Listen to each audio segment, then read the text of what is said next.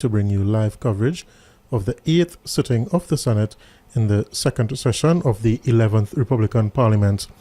During the course of today's debate, we are expected to have 3 senators being sworn in on a temporary basis, and there are 3 questions which qualify for oral answer. There are also some 17 papers expected to be laid, after which debate is expected to resume on the Miscellaneous Provisions Marriage Bill 2016. This bill was read for the first time in the Senate on the 19th of December 2016, with the Honorable Faris Al-Rawi MP moving the second reading at the last sitting of the Senate, which was on 11th of January 2017. And in just about 20 seconds, debate is expected to resume. So at this time, we go over to the Parliament chamber.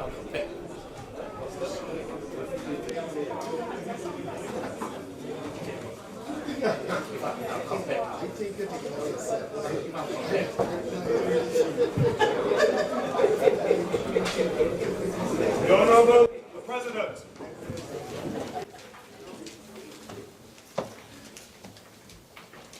Which takes place on Tuesday, January 17th, 2017.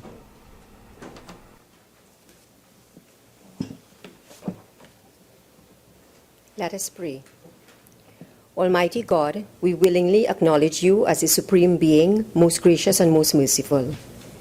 Look down, we beseech you, on us who are members of this Senate, and deign to assist us in the duties that we have to perform on behalf of our beloved country of Trinidad and Tobago. Open our eyes to see the truth and help us to accept it with all its implications into our lives.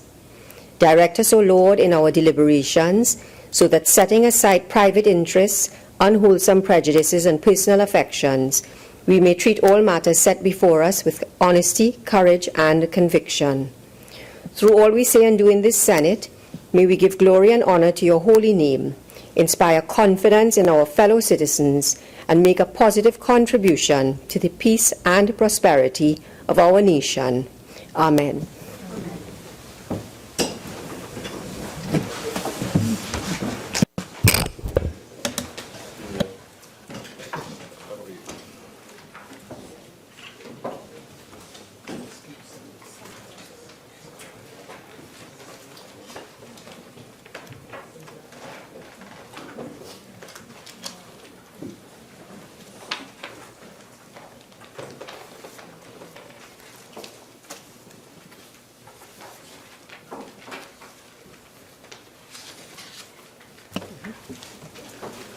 Announcements by the President. Honorable Senators, I have granted leave of absence to Senator Daniel Solomon, who is out of the country. Honorable Senators, I have received the following correspondence from His Excellency the President, Anthony Thomas Aquinas Carmona, SCORTT. The Constitution of the Republic of Trinidad and Tobago. Appointment of a temporary senator by His Excellency Anthony Thomas Aquinas Carmona, ORTT SC, President and Commander-in-Chief of the Armed Forces of the Republic of Trinidad and Tobago. To Mr. Raphael Kamabach. Whereas Senator Daniel Solomon is incapable of performing his duties as a senator by reason of his absence from Trinidad and Tobago. Now, therefore, I, Anthony Thomas Aquinas Carmona, President as aforesaid, in exercise of the power vested in me by Section 44(1)(a) and Section 44(4)(b) of the Constitution of the Republic of Trinidad and Tobago, acting in accordance with the advice of the Leader of the Opposition, do hereby appoint you, Raphael Kamabach, to be temporarily a member of the Senate with effect from the 17th of January 2017 and continuing during the absence from Trinidad and Tobago of the said Senator Daniel Solomon.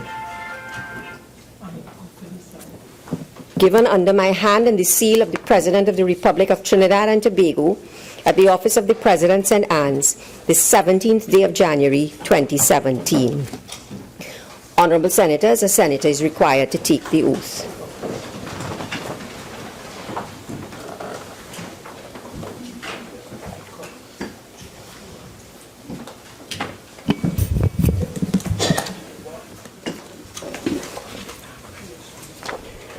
I, Raphael Cumberbatch, having been appointed a member of Parliament, do swear by Almighty God that I will bear true faith and allegiance to Trinidad and Tobago, will uphold the Constitution and the law, and will conscientiously and impartially discharge the responsibilities to the people of Trinidad and Tobago upon which I am about to enter.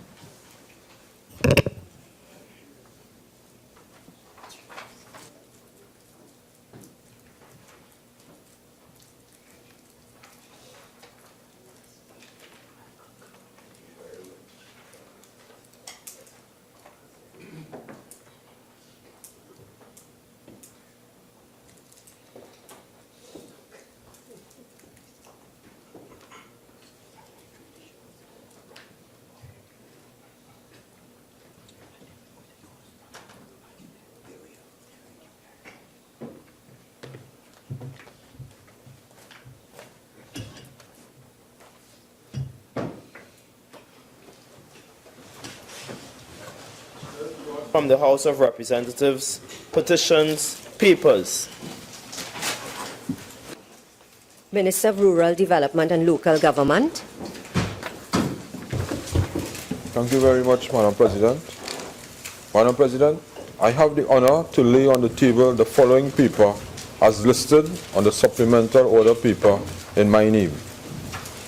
The ministerial response of the Ministry of Rural Development and Local Government to the first report of the Public Administration and Appropriations Committee on an examination into the current expenditure of ministries and departments under 3 subheads: current transfers and subsidies, development program, consolidated fund, and infrastructure development fund. Thank you. Leader of Government Business. Thank you, Madam President. I have the honor to lay on the table the following papers as listed on the supplemental order paper in the names of the Minister of Social Development and Family Services, the Minister of Energy and Energy Industries, the Minister of National Security, the Prime Minister, the Minister of Public Utilities, the Minister of Finance, the Minister of Tourism, the Minister of Education, and the Minister of Community Development, Culture and the Arts. The ministerial response of the Ministry of Social Development and Family Services to the first report of the Public Administration and Appropriations Committee on an examination into the current expenditure of ministries and departments under 3 subheads: current transfers and subsidies, development program consolidated fund, and infrastructure development fund. The ministerial response of the Ministry of Energy and Energy Industries to the third report of the Joint Select Committee on State Enterprises on an inquiry into the administration and operations of the National Gas Company of Trinidad and Tobago Limited. The ministerial response of the Ministry of Energy and Energy Industries to the first report of the Public Administration and Appropriations Committee on an examination into the current expenditure of ministries and departments under 3 subheads: current transfers and subsidies, development program consolidated fund, and infrastructure development fund. The ministerial response of the Ministry of National Security to the first report of the Public Administration and Appropriations Committee on an examination into the current expenditure of ministries and departments under 3 subheads: current transfers and subsidies, development program consolidated fund, and infrastructure development fund. The ministerial response of the Office of the Prime Minister to the first report of the Public Administration and Appropriations Committee on an examination into the current expenditure of ministries and departments under 3 subheads: current transfers and subsidies, development program consolidated fund, and infrastructure development fund.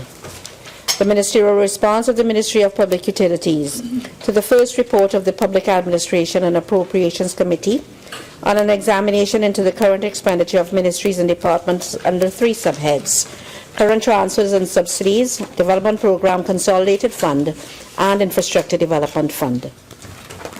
The ministerial response of the Ministry of Finance to the first report of the Public Administration and Appropriations Committee on an examination into the current expenditure of ministries and departments under 3 subheads: current transfers and subsidies, Development Program Consolidated Fund, and Infrastructure Development Fund. The ministerial response of the Ministry of Tourism to the first report of the Public Administration and Appropriations Committee on an examination into the current expenditure of ministries and departments under 3 subheads: current transfers and subsidies, Development Program Consolidated Fund, and Infrastructure Development Fund. The ministerial response of the Ministry of Education to the first report of the Public Administration and Appropriations Committee on an examination into the current expenditure of ministries and departments under 3 subheads: current transfers and subsidies, Development Program Consolidated Fund, and Infrastructure Development Fund.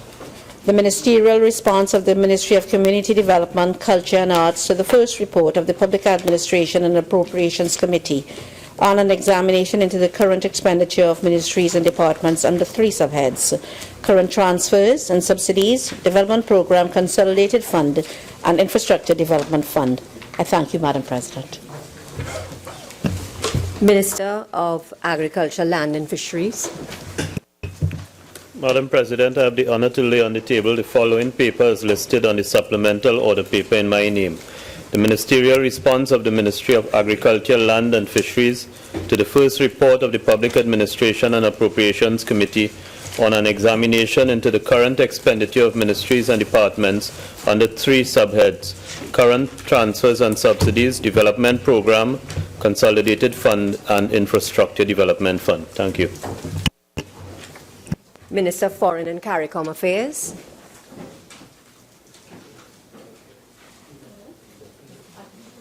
Madam President, I have the honor to lay on behalf of the Minister of Foreign and CARICOM Affairs to lay on the table the following paper as listed on the supplemental order paper in my name, in his name. The ministerial response of the Ministry of Foreign and CARICOM Affairs to the first report of the Public Administration and Appropriations Committee on an examination into the current expenditure of ministries and departments under 3 subheads: current transfers and subsidies, Development Program Consolidated Fund, and Infrastructure Development Fund. Thank you. Minister of Labour and Small Enterprise Development. Madam President, I have the honor to lay on the table the following papers listed on the supplemental order paper in my name. The ministerial response of the Ministry of Labour and Small Enterprise Development to the first report of the Public Administration and Appropriations Committee on an examination into the current expenditure of ministries and departments under 3 subheads: current transfers and subsidies, Developmental Program, Consolidated Fund, and Infrastructure Development Fund. Vice President. Madam President, I have the honor to lay on the table the following papers listed on the supplemental order paper in my name. The response of the Integrity Commission to the first report of the Public Administration and Appropriations Committee on an examination into the current expenditure of ministries and departments under 3 subheads: current transfers and subsidies, Development Program, Consolidated Fund, and Infrastructure Development Fund.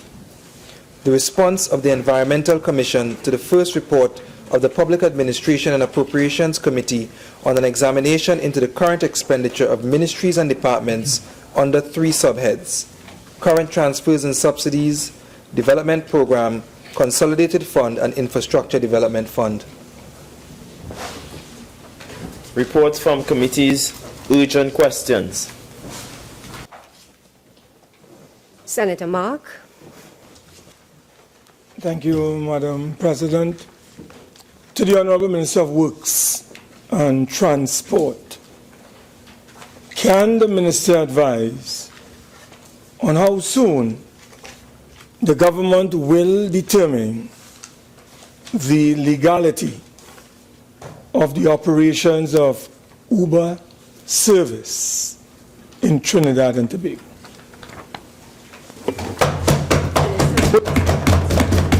Thank you, Madam President. Madam President, based on the advice given to the Ministry by its legal department, the service being offered by the company is not in keeping with the legislative framework of Trinidad and Tobago to operate such a service. We therefore ask citizens to be cognizant of this fact before considering utilizing the service offered by the company. Thank you. Madam President, could the Honourable Minister indicate to us whether this legal advice obtained through his ministry has been formally communicated to the agents of Uber service in the Republic of Trinidad and Tobago so they can cease and desist on this matter? Minister of Works and Transport. Yes, thank you, Madam President. Madam President, we are formulating the advice. However, a letter have gone out already to the parties involved, and we are seeking a meeting with them tomorrow. Yeah, where full particulars will be laid out and consideration, further advice will be given. Thank you. Madam President, so Minister, could you again indicate to the population, because my information, Madam President, is that at 11 p.m. last evening, some app was turned on, so it is exposed to the population. So what other means would you be taking to alert the population of this illegal service that is currently being provided by Uber service? How much minutes follow-ups I want to know the Attorney General. Madam President, I don't know if the Honorable Senator Wayne Mark had listened to the radio, the television. The ministry did put out a press release yesterday evening, and clearly we identified all the concerns that we had, and we gave some advice to the population as to how we are going to treat with this and how the population, what concerns the population should have with this service.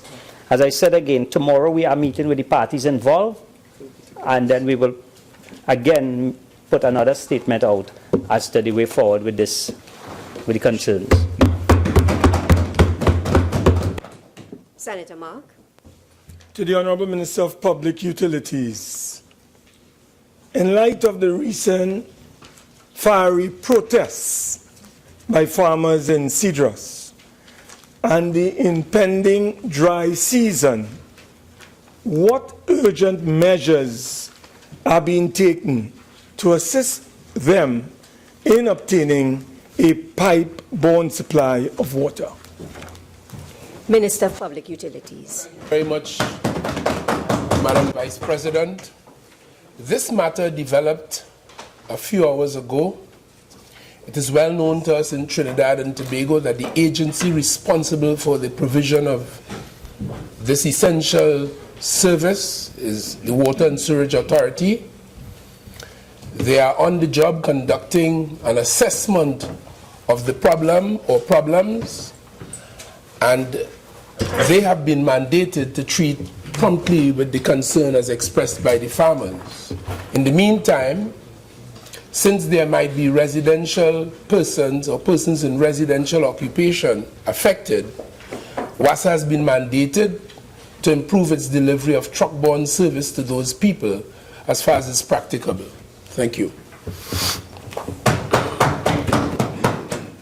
I don't know if the Honourable Minister is aware that the farmers have been clamoring for some time now for a certain main to be established so in this dry season they can have a regular water supply for agricultural purposes.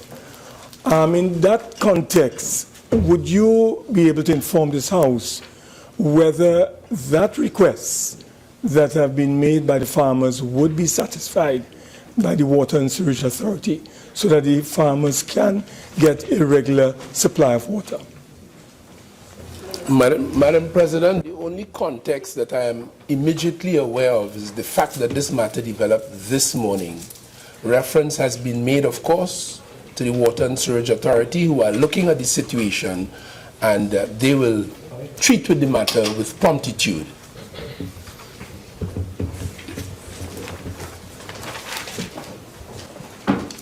Questions on notice, questions for oral answer. Madam President, Government will answer question 13. We are, however, asking for a deferral of 1 week for questions 14 and 15. Thank you.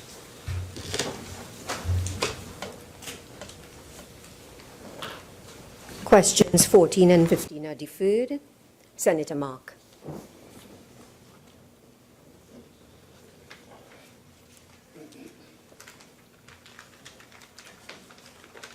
Question number 13 to the Honorable Minister of Public Utilities.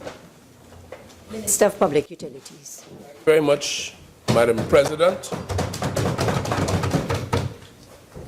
In mid-August of 2016, the existence of rodents, rats, on the compound of the Penal Water Treatment Plant was reported. In order to address this issue and remove any possible reasons for the presence of these creatures, the Water and Sewerage Authority implemented a number of measures, including baiting, in which circumstance poison was placed at strategic locations on the compound. The garbage bin was replaced. All access points to the container were sealed. All unusable items were disposed of or discarded, and the container and the offices located on the site were sanitized. The compound was as well visited by the Ministry of Health personnel on October the 3rd, 2016, and there were no signs of rodents at the time of that visit. The compound of the Penal Water Treatment Plant was rebaited, and the Ministry of Health personnel are scheduled to revisit and conduct further assessment of the premises on, well, they were, and conducted further assessment of the premises on October the 10th, 2016. It appears, Madam President, that the problem has since been thoroughly resolved.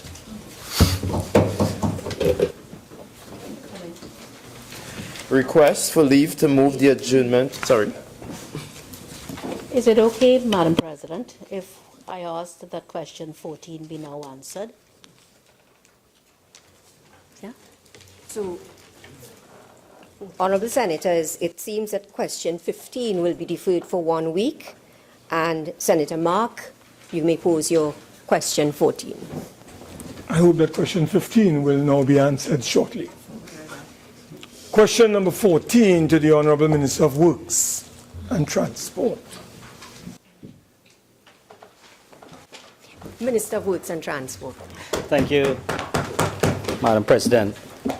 Madam President, the work along the southern main road, Labray, in the vicinity of the Pitch Lake, commenced on July 19, 2016, and was completed on October 30th, 2016, on time and within budget. The threat referred to was a one-day protest, which was addressed by increasing the number of police officers on the site during the working hours and did not hamper the project completion. Thank you.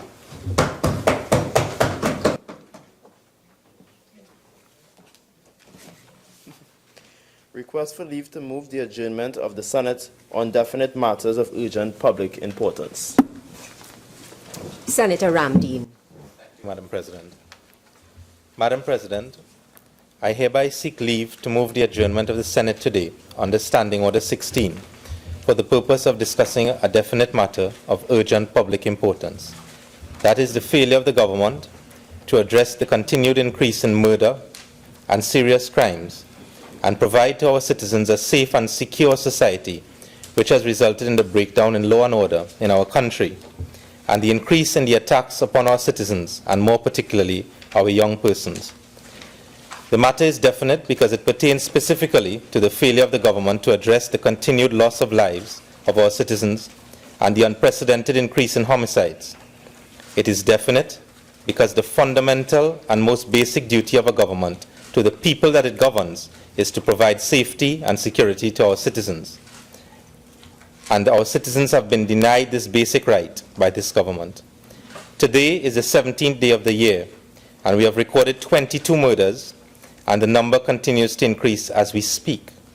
Overnight and this morning, there were 3 more murders, bringing the number to 25.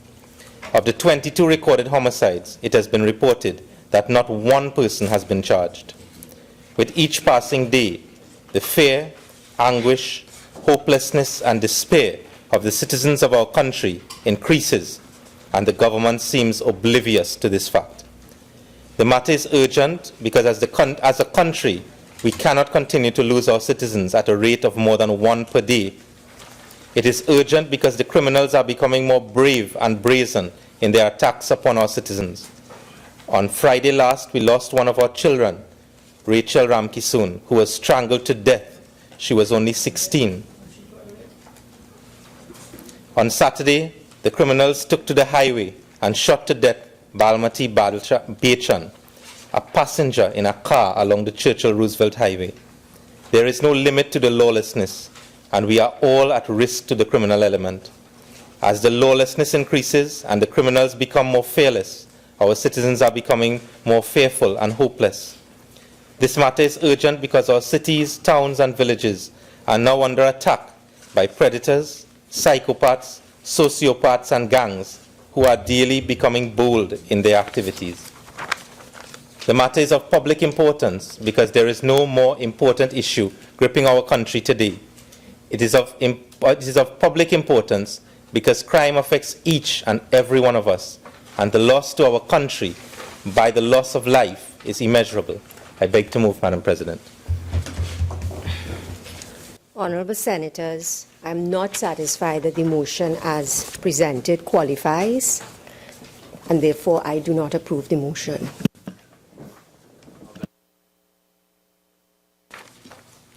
Public business, government business, bill second reading.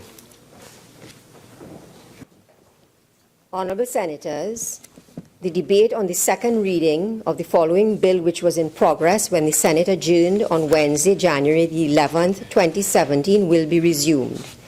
An act to amend the Marriage Act, Chapter 4501, the Muslim Marriage and Divorce Act, Chapter 4502, the Hindu Marriage Act, Chapter 4503, the Orisha Marriage Act, Chapter 4504, and the Matrimonial Proceedings and Property Act, Chapter 4551. Honourable Senators, we have had 11 speakers, including the Honourable Attorney General, on this debate, and I now invite the debate to be resumed. Senator Stewart. Thank you, Madam President. The pleasure is mine to stand before this House and the citizens of Trinidad and Tobago once again to contribute to this bill, which I deem as critically important in this era of technology and modernity, the Miscellaneous Provisions Marriage Bill 2016. And just quickly, Madam President, the bill essential would have outlined all the amendments. I just want to go through one part quickly. The Marriage Act, Chapter 4501, provides for marriages for minors, where a minor is defined as a person under 18 years. The Muslim Marriage and Divorce Act, the age of consent is 12 years for girls and 16 for boys, and the Hindu Marriage Act, the age of consent 14 for girls and 18 for boys. The Orisha Marriage Act sets the age of consent at 16 years for females and 18 years for males. Now, Madam President, I am particularly pleased as I am relieved that our Attorney General saw it most fitting at this time to bring this bill at a time in Trinidad and Tobago, in the Caribbean, and all over the world, Madam President, where there has been a public outcry and persons are asking for the raising of the legal age to 18 years. Now, Madam President, according to the United Nations Population Fund, UNFPA, across the world, as many as 14.2 million girls will marry before becoming adults annually. In developing countries, 1 in every 3 girls is married before reaching the age of 18. In Latin America and the Caribbean region, 18% of girls 15 to 19 were married or in an informal union. Madam President, Trinidad and Tobago and Guyana have been highlighted as countries where child marriages are most manifested in the Caribbean. These allowances, Madam President, have seen 747 brides and 15 bridegrooms under the age of 18 between 2005 and 2009, and this, Madam President, is according to the Central Statistical Office of Trinidad and Tobago 2013. Now, Madam President, before I get into this substance of my contribution, I would just like to correct the record. Senator Sita Hal Maraj, I think is his name. Forgive me if I didn't pronounce it right. He's not here today, but I'm sure he's listening. But in his contribution last week, Madam President, and I just want to quote from his Hansard transcript. Today, and that is dated January 11th, which is today, the Hindu Women's Group has rescinded from 18, and there is now another paper which is suggesting 16. Now, Madam President, I'm not sure where the Honorable Senator retrieved that paper from. I'm not even sure what he was reading from. But I have here, Madam President, a release dated January 12, 2017. I'm sure it wasn't even 24 hours after the Senator's contribution. And this is from the Hindu Women's Organization. And I read, the Hindu Women's Organization of Trinidad and Tobago reiterates its call for the age of 18 to be established as the legal age of consent to marry, with provisions for 16 to 18-year-olds under strict checks and balances as outlined further below. In so doing, we seek to correct the misleading statement made by temporary Senator Basdio Sita Hal in the Senate debate on January 11, 2017. We have not rescinded our position, as he claimed. Our final statement on the Marriage Acts of Trinidad and Tobago was submitted to the Attorney General's office on the 20th of July, 2016.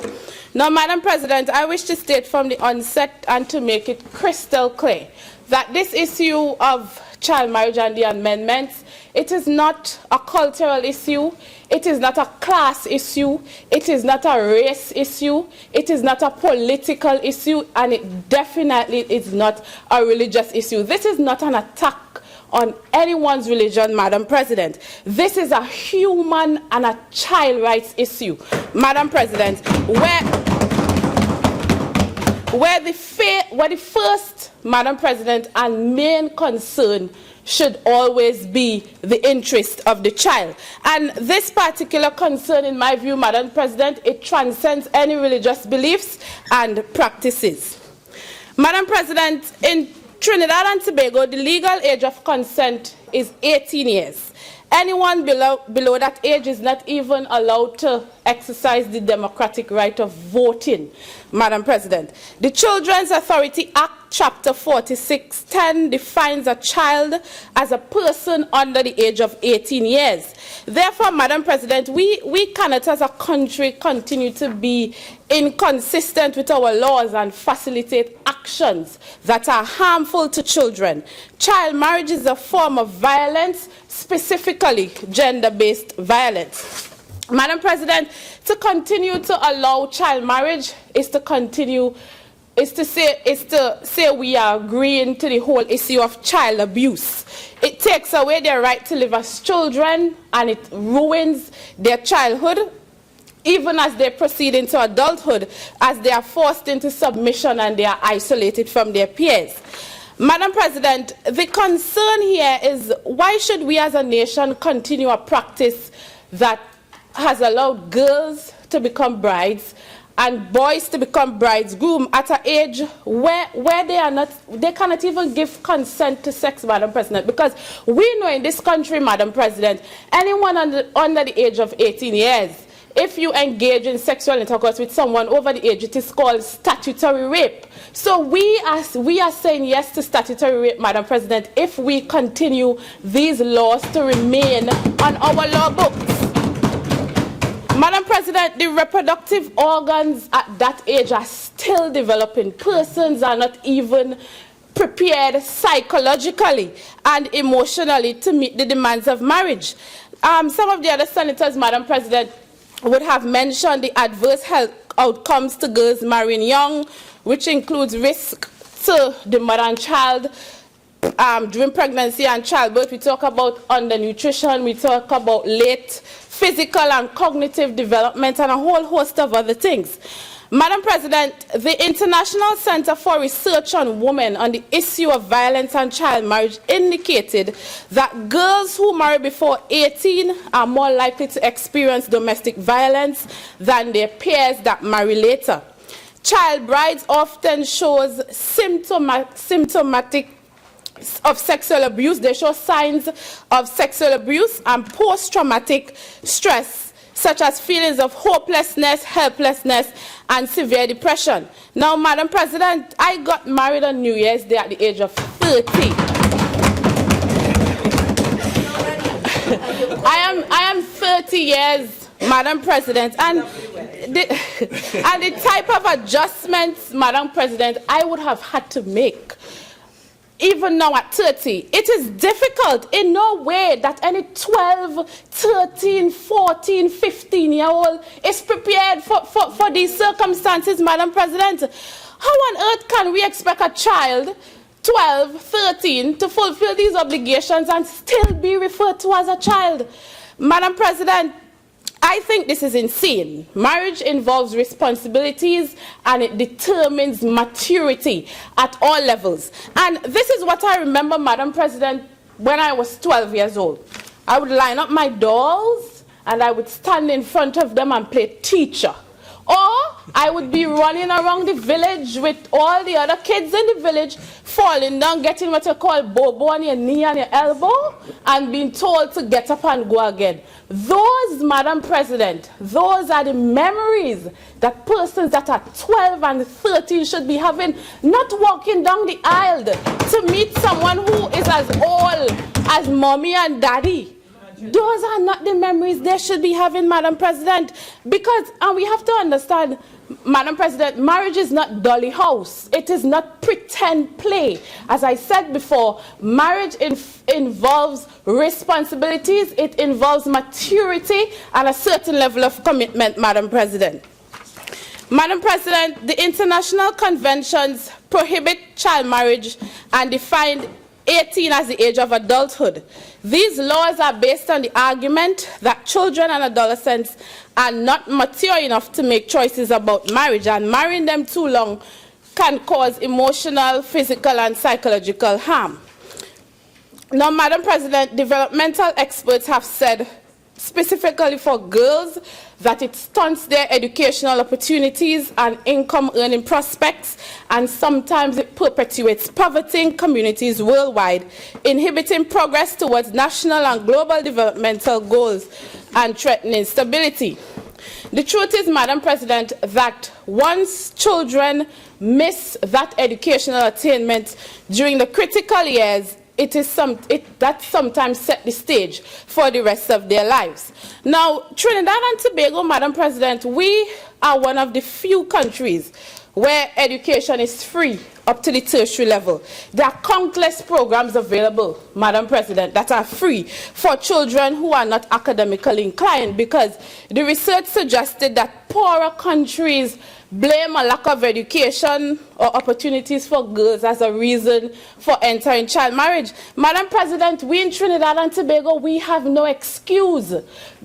Education is free and it's always available for those seeking to gain access. I want to spend just a little while, Madam President, looking at the psychological aspect.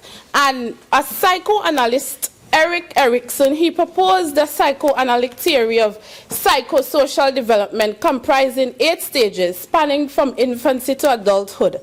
And during each stage, the person experiences a psychosocial crisis, which could have either a positive or a negative outcome for personality development. And I want to focus specifically on the 5th stage of Erickson's theory, which is identity versus role confusion. And it occurs during adolescence from about 12 to 18 years old, which is during the same age that these child brides and grooms get married. Now, during this stage, adolescents search for a sense of self and personal identity through an intense exploration of personal values, beliefs, and goals. The adolescent mind is essentially a mind or a moratorium, a psychological stage between childhood and adulthood, and between the morality learned by the child and the ethics to be developed by the adult. During adolescence, Madam President, the transition from childhood to adulthood is most important. Children are becoming more independent. They are beginning to look at families, relationships. They are looking at careers and that sort of thing, housing. The individual wants to belong and they want to fit in. According to B 1992, what should happen at the end of this stage, that is on the completion of the identity versus role confusion stage, is a reintegrated sense of self, of what one wants to do or what one wants to be. During this period, they explore possibilities and they begin to form their own identity based upon the outcome of their explorations. Now, a failure to establish a sense of identity within society can lead to role confusion. In response to role confusion, Madam President, or identity crisis, an adolescent may begin to experiment with different lifestyles. So they will be looking at different jobs, they will be looking at different educational prospects or political activities. But what is most important to mention, Madam President, is it is at this stage that pressuring someone into an identity can result in rebellion or the re-establishing of a negative identity. And in addition to this feeling, there's a feeling of unhappiness. And this is what can be experienced when children are instructed or children are signed on to be married at this age, and particularly during this age of development. Further to that, Madam President, the Journal of Pediatrics has found that girls under 18 years who get married are more likely to experience mental health problems, anxiety, bipolar disorders. They are more likely to become dependent on alcohol and drugs, nicotine. And these are some of the psychological effects, Madam President, experienced by these child brides. Some may manifest and others may not. Madam President, I want to touch a bit on the Sustainable Development Goals Agenda 2030. And if we intend to achieve these goals, why ending child marriages is of utmost importance. We have learned a lot since the Millennium Development Goals. So we have an understanding of how big the problem of child marriage is and how it undermines so many of our efforts to improve the well-being of millions. Madam President, if we look at Goal 5, for example, that speaks to promoting gender equality, we must ask ourselves, how can we empower women when so many girls are married off and denied their rights to health, denied their right to education, and denied their right to a life free from exploitation? In terms of education, Madam President, if we focus on nurturing and raising a family, educational attainment is nowhere on the agenda. And this in turn affects efforts to ensure there is no poverty, which is goal 1. Since child brides miss out on that educational and economic opportunity needed to uplift themselves and their families out of poverty. So, Madam President, ending all child, early and forced marriages will assist in the world's efforts towards developing the SDGs highlighted specifically on poverty, education, gender inequality, and more than that, all the goals of the 2030 agenda. Madam President, Though child marriages involve young boys in some countries, it is invariably girls rather than boys who are forced into marriage at an early age when they are incapable of expressing consent. Now, the World Health Organization highlighted the complex range of negative impacts, including obstructed labor, which causes conditions such as fistula or leaking urine that result in further isolation and rejection of the girl. UNICEF and the International Human Rights Law, Madam President, have declared that these negative impacts that have led to child marriages are being described as a harmful practice. In Trinidad and Tobago, UNICEF also indicated that 8% of girls in Trinidad and Tobago get married before the age of 18. And the persons are urging, Madam President, that countries can and should do more to stop child marriage by establishing better legal protections and removing exceptions to the legal age of marriage. Some countries in the region, Madam President, have already made progress. For example, we have the Bahamas, Belize, Haiti, we have Jamaica. They have both legally prohibited child marriage and established penalties. We have other countries outside of the region that have recently made headway, Madam President. The Women's Business and the Law found that between 2013 and 2015, 5 countries, Egypt, India, Kenya, Sweden, Vietnam, they set the legal age of marriage at 18 for girls, removed all exceptions, prohibited child marriage, and established penalties. Madam President, Latin America and the Caribbean is the only region where child marriage is not on the decline. No significant change has been observed in child marriage rate over the last 30 years, and of course that is according to UNICEF 2014. Current estimates vary widely between and within countries and among rural and indigenous groups. The highest prevalence rates, Madam President, can be observed in the Dominican Republic, 37%, Brazil, 36%, Mexico, 23%, and in Central American countries such as Nicaragua, 41%, Honduras, 34%, and Guatemala, 30%. Now, Madam President, this country, Trinidad and Tobago, is a signatory to the rights of the child, the Convention of the Rights of the Child, and I am pleased that this government has decided to fall in line with the United Nations conventions where we signed to protect our children from harm and abuse and to look out for their best interests. So, Madam President, we are obligated to ensure that our children are allowed to develop physically, that they are allowed to develop emotionally, intellectually, and to reach their fullest potential. We are mandated, Madam President, to protect them from harmful influences, abuse, and exploitation. And when we look at the basic human rights of children, Madam President, they must have a right to parents, an identity, the need for food, education, health care, freedom from discrimination, amongst other characteristics. And it is very commendable, Madam President, that the women of the Hindu Women's Organization in Trinidad and Tobago have come out and are calling for change. The National Women's Organization of Trinidad and Tobago, the Young Christians Women Association of Trinidad and Tobago, Madam President, various religious leaders and other interest groups, is a whole host.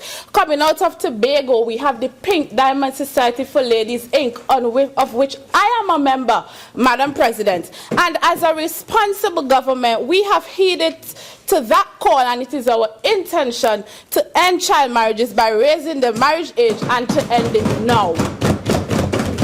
So we salute, Madam President, all the individuals and the organizations and other bodies advocating for children and defending human rights. Now, going through my research, Madam President, I came across 2 articles that I would like to highlight today as we discuss this bill. The first is titled Child Bride 13 Dies of Internal Injuries 4 days after Arranged Marriage in Yemen. And this was retrieved from dailymail.co.uk, and I'll just read briefly. A 13-year-old Yemeni girl died of internal injuries 4 days after a family arranged marriage to a man almost twice her age, a human rights group said. The Yemeni rights group said the girl was married off in an agreement between two men to marry each other's sisters to avoid having to pay expensive bride prices. The practice of marrying young girls is widespread in Yemen and drew attention to international rights groups seeking to pressure the government to outlaw child marriages. The second article, Madam President, it's right here in Trinidad and Tobago, came out of the Daily Express dated June 2nd, 2016. And it is titled, My Life as a Child Bride. And I quote, Madam President, I wish I could go back in time and live my life all over again, change the abuse and the stress I went through. With tears flowing freely, 44-year-old mother of 14, Maria Jadu Villafana, uttered these words of regret and pain yesterday as she recounted the hardship she faced after being married at the tender age of 9 under Hindu rites. As public debate rages on the issue of child marriages, the Guayco Tamana resident was moved to tell her story of meeting her husband as early as 5 years old, getting pregnant at 11, her many miscarriages, and even during the pain of losing 3 children. Meeting her husband at 5, and I quote again, when I was 5 years old, I was first introduced to my husband. It's a Hindu tradition that they marry you at 9 years old, but you don't stay with your husband. You both live with your own families in separate houses, and when you reach 14, you both live together and start having sex and making children, she explained. And this article, Madam President, can be retrieved. As I said, it's dated June 2nd, 2016, from the Trinidad Express. Madam President, and these are real-life experiences of persons who have gone through this child marriage and the torture, as highlighted, that they endured during these years, and I am sure it will leave a scar, be it physical or emotional. So, Madam President, as I seek to end my discourse, I say to Trinidad and Tobago that this is our once-in-a-generation opportunity to change the face of global development by supporting these amendments. And as a country, we should make the most of it. We have the unique opportunity, Madam President, to act on this momentum and accelerate our efforts to help change the lives of children in our country and all over the world. And I wish to reiterate in my support for these amendments, Madam President, that marriage takes responsibility, it takes resources, it takes commitment, and it must be entered into only when two people are mentally and physically matured enough to go along that journey. Let us say no to children being robbed of their childhood, their health, their education, and their aspirations. Madam President, these laws should not be allowed to remain as Trinidad and Tobago, as we seek to be a progressive society. These laws should be removed from our law books. Madam President, I thank you for the opportunity and I fully support these amendments. Senator Mark. Thank you very much, Madam President. First of all, I would like to say that I am extremely happy, honored and privileged to intervene and to make my contribution to this very important and historic debate, which deals with an act to amend several acts, that is marriage and matrimonial proceedings, among others. and to literally establish what one can call a benchmark, a standard age to contract marriage in the Republic of Trinidad and Tobago. Let me also say from the outset that the United National Congress's position on this entire matter of rights and the emancipation of women, girls, and boys would have been clearly articulated and advanced by our party's political leader, former Prime Minister, now leader of the opposition, the Honorable Kamla Persad-Bissessar. This would have been articulated in a statement issued on May the 20th, 2016. Can I? As a democratic people's issues-centered organization, we open our doors to all to enter. I'm getting this howling sound. Yes. Open our doors to all, Madam President. And we feel it is a sense of disrespect, contempt, literally contumely, when, for instance, views are expressed by others which we do not agree with, and we use what I would like to describe, and we issue, not only use, but we disrespect by our utterances the views of those individuals who we don't happen to agree with, Madam President. I want to say that the decision of the United National Congress to facilitate the views of powerful organizations in this country is a position we have taken in the past. Is a position we have taken in the past, we have taken it in the present, and we shall take it in the future. That is the position of the party, where we allow. Could we please listen to the Senator in silence? Continue, Senator Mark. Yes, Madam President, so that is our position. We will always allow different views to flourish. And this is what we are about, Madam President, in spite of all the noises that may be coming from the other side. Madam President, could you allow some peace in this chamber and protect me from this lady next door? Senator Mark. Senator Mark.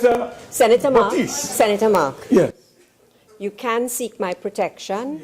That's fine. But please, in reference to your colleagues in this chamber, please use the appropriate.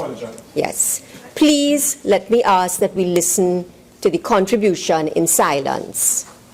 Continue, Senator Mark. Yes. So, Madam President, in spite of, as I said, different views, we have to respect the Constitution. We have to respect the rights of citizens enshrined in the Constitution. And as I said, even though we may disagree with the views of citizens in the country, we must respect and demonstrate what I call civility, dignity, and courtesy towards all, Madam President.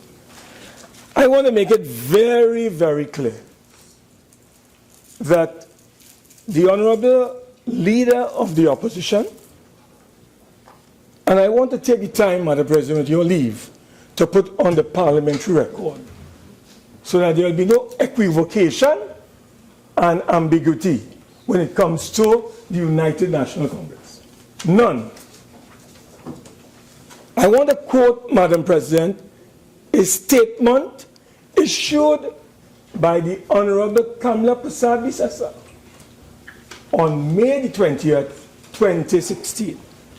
I won't read the entire thing, Madam President, just excerpts and extracts for purposes of not boring you.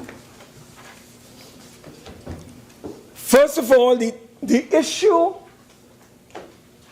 is that of child marriage. And the current position, which it is permitted by law for children to be married from the age of 12 years old. Our clear position is that it must not be allowed by law. It must not be seen as right or permissible by society, whether by tradition or circumstances, and it must not be allowed to continue. Madam President, I want to continue the statement. As the parliamentary opposition and representatives of the people's issues affecting the nation, it is our intention to renew the process of consultation, which was started under the administration of the Honorable Kamla Prasad-Bisasa, to ensure that this position becomes adopted by us not only as a social position, but also as a position supported by statute. As you will recall, we commenced this process as the government. It wasn't the PNM who started this exercise. It was the United National Congress as part of a partnership government that started this process. So I don't want the PNM to give the country the impression that they have started this exercise. Madam President, we lost office, and they are continuing where we have lost, where they have continued. Madam President, so I don't want anybody to assume that this thing started with the arrival of the Attorney General or the Minister of Labor. Okay? Thank you. So, Madam President, it is our intention, I continue, to renew the process of consultation to ensure that this position becomes adopted by us, not only as a social position, but also as a position supported by statute. And you will recall we commenced this process as a government because it is an issue that so deeply affects large sections of the national community. We appreciated that a great deal of effort, detail, and listening had to take place. And the opposition therefore formally renews its position against child marriage and renews its commitment to continue the process of ending this practice. And we went on to say that the issue is not sufficient in itself to protect and empower our children, which I'll have to say more as I proceed, Madam President.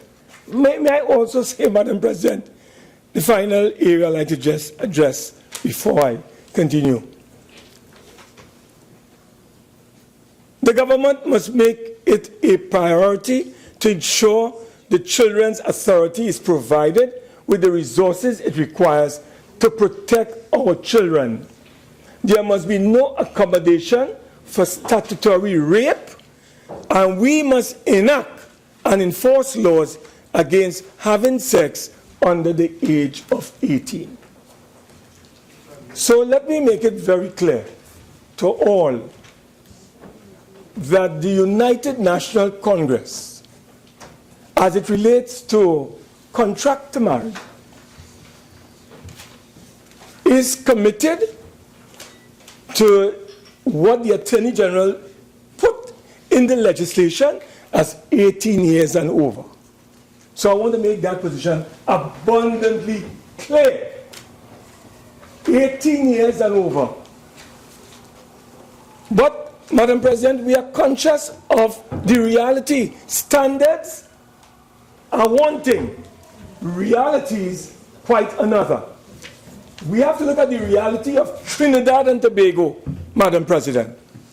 And when we examine the reality of TNT, we recognize, and based on research that we have done, there are over 150 countries in the world that have ratified and domesticated to some extent the Convention on the Rights of the Child, and they have to report on, like, periodically, I should say, to a committee of the United Nations on the Rights of the Child. And the reports that are emerging is that whilst they all agreed, most of them, the majority of them, that the age should be 18 in accordance with the Convention on the Rights of the Child, they have also taken exceptions. And one of those, Madam President, that we are proposing as our position, contract to marriage, 18 years. But we have an exception. With the consent of the parents, with the consent of a judge, with the involvement of the child, and with the provision of legal aid, if they don't have the means. Children between 16 and under 18 must be given that right once there is parental consent, once there is judicial involvement, once there is counseling involved, once, Madam President, there is the child must have a say because the child has rights. And, Madam President, most importantly, we must ensure that parents who don't have the capacity financially, they must be given that opportunity through legal aid in order to access the courts and to pay their bills. So let us have that clearly understood by all and sundry, that the United National Congress is for 18 years and over, as proposed by the Attorney General in the law that is before this Honorable House. Let us understand that. And we are saying also, Madam President, that we are going further. We are calling on the Attorney General to consider, Madam President, an exception, 16 and under 18. In exceptional circumstances, where the parents are involved, the child is involved, the judge is involved, counseling services are given, and legal aid is provided, depending on the capacity and ability of that individual and parents and so on to finance their way. And that, to my mind, Madam President, is a reasonable position being advanced by the United National Congress. A reasonable position. We therefore want to say, Madam President, that the Attorney General, the distinguished Honorable Attorney General, last week made a promise. It may have slipped him because I know he's very, very busy these days. I understand you were at the opening of Movie Town last night. So you work very hard. speak to me. Sorry, please. madam. Yes. You know I always like to speak to you. And yes, and let's keep on talking. I'm speaking to you, ma'am. Thank you. Would you allow me some freedom? This lady wants to impress me, you know. Sorry, the senator, rather. Yeah. Yes, yes. I'm awfully sorry, Madam President. Okay. Continue, Senator Ma. I think you need to put her out, you know. So, Madam President, as we on this subject, we look at the exception, but we have to look at the reality. My colleague who is not here, but I want to go back to the Attorney General. The Attorney General, you made a promise last week. You brought some statistics to this honorable House. You said you got it from the Registrar General's office. It was a bit late. And you made a promise that you would make it available to us. I ask you a week later, could you make it available to us today? We haven't seen it. You did make that commitment, and I know you're an honorable man. So you should make that document available to us so we can properly understand the situation based on what you have advanced. Madam President, there are several other areas. I want to tell the Attorney General that when the Honorable Leader of the Opposition made reference to consultation and the continuing of the dialogue, because there is need for us to listen, because this is a very challenging area. I want the Attorney General to understand, and I'm hearing my good friend, Senator the Honorable Clarence Rambarat. I hear the Attorney General, I heard him rather saying some time ago, either on television, in newspapers, that whether the bill requires a special majority or not is debatable. Let us be real. The government and so on brought a bill to this parliament that says, because it is going to impact on religious rights, whether my friend from Tobago, Senator Nadine Stewart, wishes to recognize it or not. The reality is that when you get married under religious rights.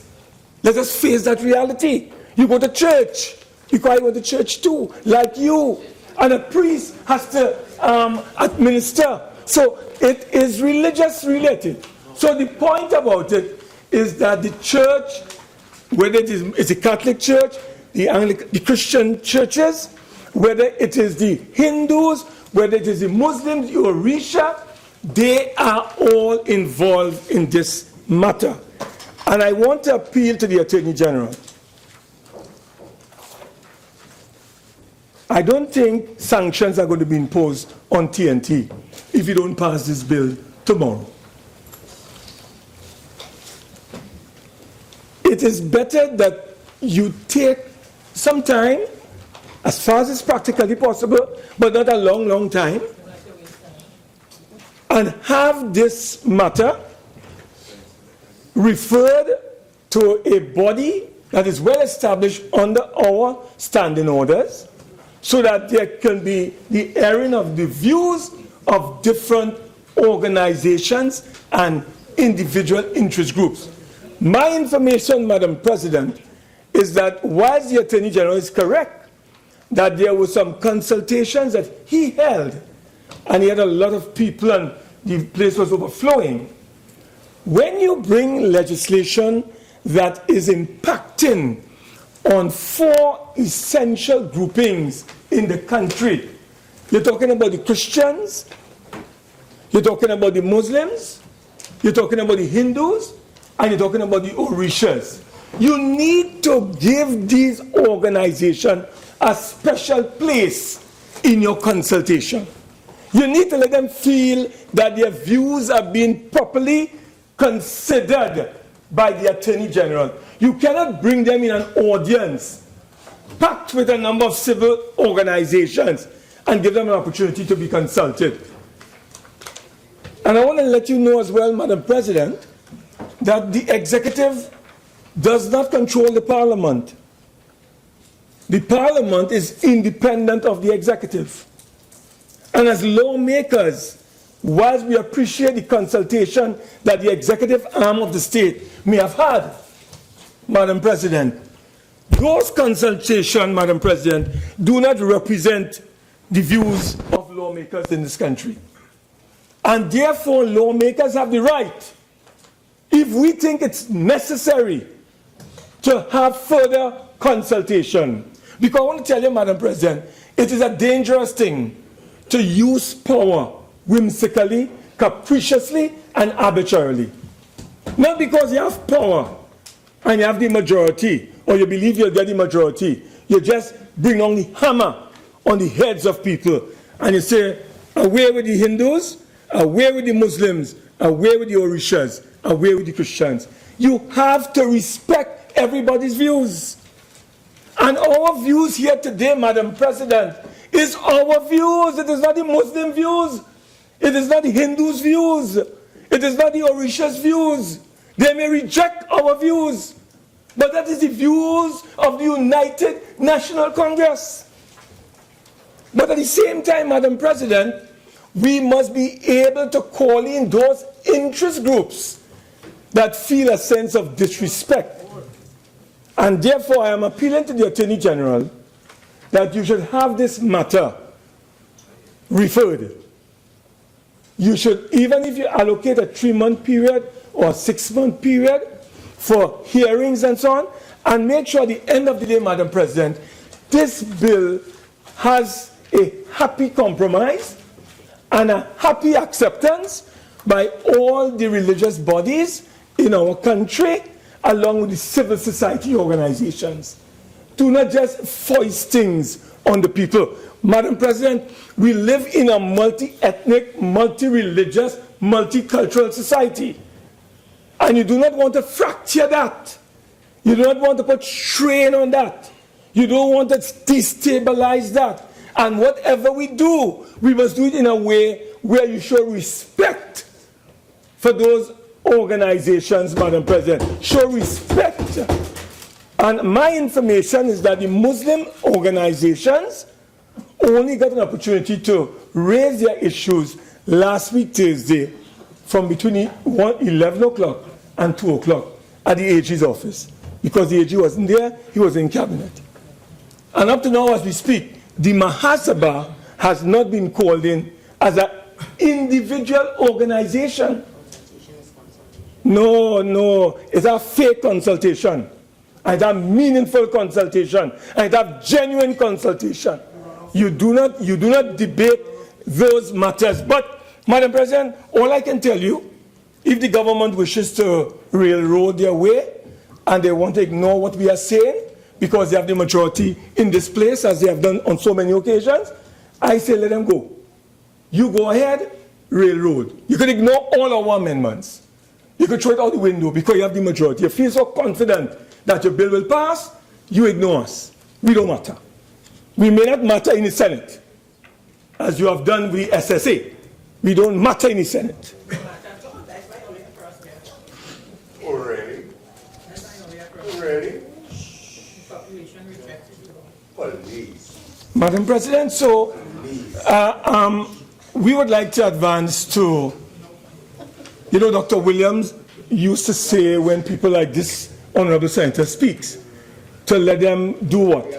But I wouldn't say what Dr. Williams used to say. Madam President, I want to also share with the Attorney General some of our additional concerns. We have looked at this bill carefully, and we find the fines and the terms of imprisonment draconian, oppressive, and excessive. And we call on the Attorney General to revisit those things and sit down and deal with sentencing, or not sentences. When you're going to deal with these kinds of sanctions and penalties, think them through properly. $50,000 or 7 years in jail. And as Senator Choate said, it is both summary in some parts and indictable in other parts, because the Attorney General believes this thing is so criminal an event. This is family affair. This is a family affair. So, Madam President, I am calling on the Attorney General to revisit those excessive fines as well as the sentences. And I want you to also recognize, Madam President, that the Attorney General, in his wisdom, I don't know if he doesn't like to account to Parliament, but I want to let him know, you have to account. You are not the Parliament. The government is not the Parliament. The executive is not the Parliament. In fact, the executive is collectively accountable to the Parliament. So we notice, Madam President, in several sections of the 4 acts that have been amended, the Marriage Act, the Hindu Marriage Act, the Muslim Marriage and Divorce Act, and the Orisha Act. The minister, and I say the minister happens to be the Honorable Attorney General, with the help of the Registrar General, will operationalize through regulations once the measure is passed. But you know what they'll do, Madam President? They will sit in a room in the AG's office, make decisions, Madam President, for thousands and thousands of citizens, whether they be Catholics, Christian, whether they be Muslims or Hindu or Orisha, and then simply table those regulations in the Parliament. Madam President, we are totally opposed to that. We are saying make your regulations, but have those regulations be subject to an affirmative resolution of the both houses of Parliament. We want to see those regulations. And Madam President, insofar as the rights of people are concerned, people's rights are being infringed by this particular legislation. That is why they brought in Section 4 and 5, and they said they need a 3/5 majority. I understand people are already threatening to take this matter to court, you know. Yes, they threaten because they are saying that they have not been properly, and this matter has not been properly addressed by the Attorney General. So, Madam President, we are telling the Attorney General and his government that this issue of regulations, and Madam President, if I may, I found it very curious, and I want to ask the Attorney General, in the Muslim and Marriage Act, the Muslim, just find the Muslim Act, Marriage Act, Madam President. I think it's clause 26 of this act. Find it very strange, Madam President, that in this act,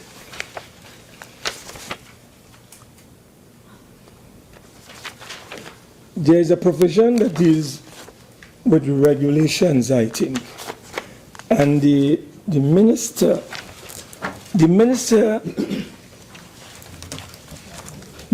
apparently has removed, for some inexplicable reason, Madam President, that provision that deals with an affirmative resolution. And I want him to explain to us why he has chosen to scuttle that particular provision.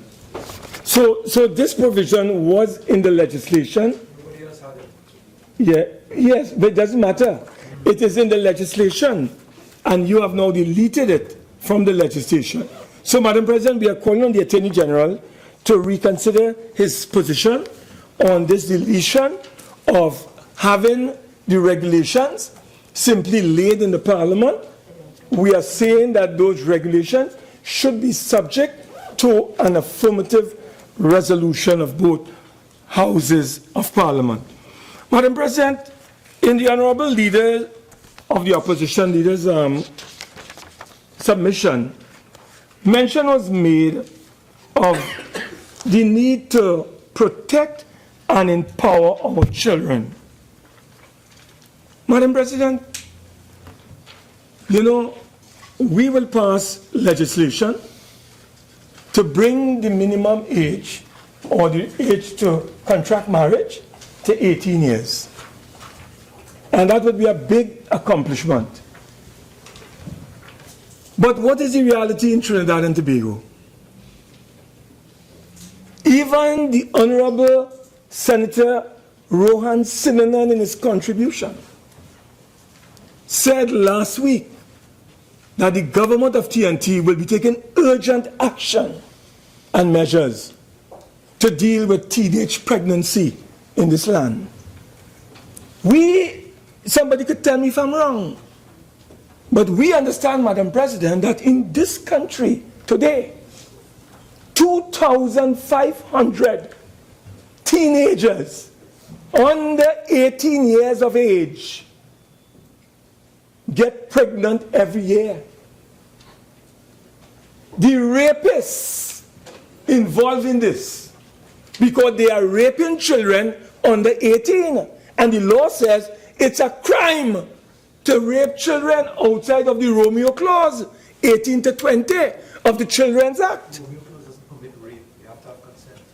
What I'm saying to the Honorable Attorney General, what are you doing about what is happening to our children?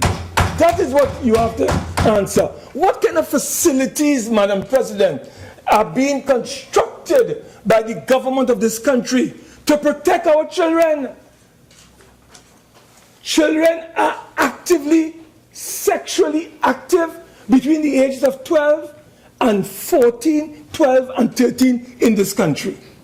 Children are becoming pregnant without even being married in this country. They are pregnant. You can't stop that. Could you stop that? I don't know. I believe that if you begin to look at introducing, in consultation, Madam President, with various organizations, family life, sex education, reproductive life, in the school system, introduce new values, as Pastor Dutton indicated, Senator Temporary Pastor Dutton talked about new values in the country: respect, honesty, decency, integrity. You have to imbibe and inculcate these values into our children, Madam President. What is the government doing? Even the AG admitted last week that even though abortions are illegal in this country, so many abortions are taking place in this country. Madam President, somebody has estimated roughly that there could be as much as 20,000 unofficial abortions in TNT every year. But I haven't heard any word from the Attorney General and his government as to what their policy position is on abortions. They are very quiet on this matter. Is the government committed to legalizing abortions in Trinidad and Tobago? We don't know. You don't have a position on that. You don't have a position on that. What, you post it? Unlawful. Oh, yeah, we know it's unlawful, but you are not in charge. You are not in charge, Madam President. We know it's unlawful, but you are not in charge. The Honorable Attorney General has come here and made an argument why we must support 18 years and over. And he has brought all kinds of statistics to support his position. And he has also, in a very maybe unintentional way, provide us with information on the state of our young people in this country today and what is happening to our children. The very children that we are saying ought not to be married at 12 years of age, or 13 years or 14 years. They are becoming pregnant. When they become pregnant, what do you do with them? What do you do with those pregnant children? You say, don't marry. So what you want them to do? Live in common union? That is illegal too. But they have a, Senator Mark, you have 5 more yeah. minutes. Thanks, madam. You have a cohabitation act, which allows property to be inherited if you live in a common law union, Madam President. What you want them to do, Madam President? Take the child and let the mother mind the child at home? Or do you have the child and then put up that child for adoption? Or do you want them to abort or have abortion? These are real questions confronting the society, Madam President. We are talking about protecting the children. So it's one thing to say age to contract for marriage is 18, and we pass it, it becomes law. what happens on a daily basis to those children who are becoming pregnant every day in this land? What kind of protection are you giving them? Madam President, the resources given to the Children's Authority is 50% what they need. So the government is underfunding the Children's Authority. But you come here in a most hypocritical way. No, Senator Mark. Please, language. Sorry. Language. No, Senator Mark. Language. Yes, okay. Language. All right? I thought I was speaking English. No. Okay. No, Senator Mark, sarcasm. Please modify your language. You are going into unparliamentary language at this stage. I am guided by your ruling. Thank you. I'm guided by your ruling. What I'm asking is that you cannot be blowing hot and blowing cold at the same time. That's what I'm saying, Madam President. You cannot be saying that you're for this, but on the other hand, you are doing nothing for the children to protect them in this country. And I'm calling on the Attorney General and his government, Madam President, if you are serious about protecting children, give more resources to the Children's Authority. Do something about teenage pregnancy in this country, Madam President. That is what you have to deal with. These are some of the real issues that are confronting our people and our children, Madam President, in this nation at this time. So let me reiterate in closing, so that I want to make it abundantly clear to all and sundry. The United National Congress is committed to 18 years as it relates to contract marriages in this country. So let us make that clear in closing. We recognize we live in the real world. We do not live in a dream world. We do not live in cocoons, Madam President. We live in the real world. We call for exceptions. So we call on the Attorney General, 16 years, 17 years, under 18 years. They become pregnant, some challenge emerges, parental consent, Madam President, judicial intervention, counseling, and we also say legal aid. And the child must be center of this whole event. Because they have a right, they have a view, and they have an opinion. And they must be heard, Madam President. So I think that our position is now incandescently clear. Anybody who had trouble with our position before, they now clear in their minds, and it's now up to the Attorney General to give consideration, Madam President, to some of our views. And as I said, if he wants to ignore us, he can do that. We will take to the streets, we will tell the country what our position was. And the Attorney General and the government rejected it. And in those circumstances, whatever happens at the end of the day to the bill, we take no responsibility for it. What we can tell you is that we are with the Attorney General and the government as it relates to advancing the rights of the children and making sure that 18 years is accomplished. But we are saying there are realities in this country, deal with them. Madam President, I want to thank you for giving me this opportunity to intervene, to make my contribution on behalf of the United National Congress, and to put our position squarely on the table so that no one will distort our position from today. They will know what we stand for, what we are committed to, and therefore in moving forward, we are prepared to assist the government through a joint select committee by bringing all these interest groups together so you can get them to air their views, let them advance their interests, and at the end of the day, whatever we decide, it will be the lawmakers deciding. Madam President, I thank you for offering me this opportunity. Mahabir.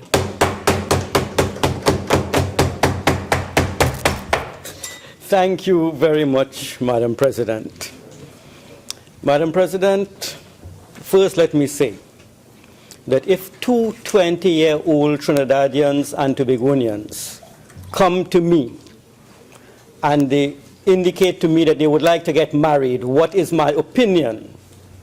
I will ask them to reconsider, and I will indicate to them that marriage requires a tremendous amount of resources, and I understand the need to be together, but couldn't you accumulate some resources, work for a couple of years, save some money, because as you get married, you need to buy everything. Well, and without money, your marriage may in fact find itself in a difficult situation. Madam President, this is, in my career as a public figure, perhaps the hardest debate that I have had to prepare for. And the reason is that I have found myself agreeing with everybody. And yet, I must make a decision. I agree with the Honorable Attorney General. On the last day, Senator Samuels asked two questions, Madam President. The first was, why 18? For me, that was an easy question to answer. But he asked a second question that, Madam President, in trying to answer that question, I had to listen to the religious leaders in our presence last week, Maulana Senator Mohammed and Pandit Maharaj, together with Senator Samuels and my own representative of the religious bodies on the bench, Pastor Dottin, Senator. But I also had, Madam President, to look at jurisdictions outside Trinidad and Tobago. And in trying to answer that question posed by the second question posed by Senator Samuels, I even had to go to West Africa. So you may find me, Madam President, going all over, but I want to assure this Honorable Senate that I am coming to a point. Madam President, first let me provide a justification in my mind for the question posed by Senator Samuels on why 18. I think that 18 is chosen because at age 18, as a society, and societies across the world hold the view that an individual on his own volition should at least have completed high school, a certain number of years of high school, and that will allow him to know better what he or she is getting into. And age 18, therefore, as the age of consent for individuals without asking anyone for their advice, their opinion, or their assistance, seems to me the minimum age that we as a society can grant, because we want the marriage to succeed. And we say you need a certain amount of years of education to do that. Because, Madam President, under existing law, we are saying that no one under 12, according to the Muslim Act, should marry. Everyone agrees that at least in a time past, children should at least have completed primary school, completed common entrance, before you got into that situation. So there was no conflict, and there is no conflict in the society with age 12. There is some concern on what happens between 12 to 17. And so to answer Senator Samuels's point, I gave it some thought, and I thought, well, it is justifiable that we have, together with the rest of the world, the age of consent for individuals who are deemed to be adults to be 18. But I think there is another mischief that the Attorney General wishes to solve. And I would like to stand firmly with the Attorney General in addressing that issue. And that is the concern also expressed by Senator Stewart and all members of this chamber, Madam President, that we have 45-year-old men marrying 14-year-old girls. I think that is mischievous. And I, Madam President, would like to see that that situation is not continued. So that when, according to the Attorney General, he wishes the age of marriage to be 18, he is, I think, addressing that situation as well. And I want to support the Attorney General. Madam President, there has been in this country a fair amount of dispute with the religious bodies. We have the Muslims, the Hindus.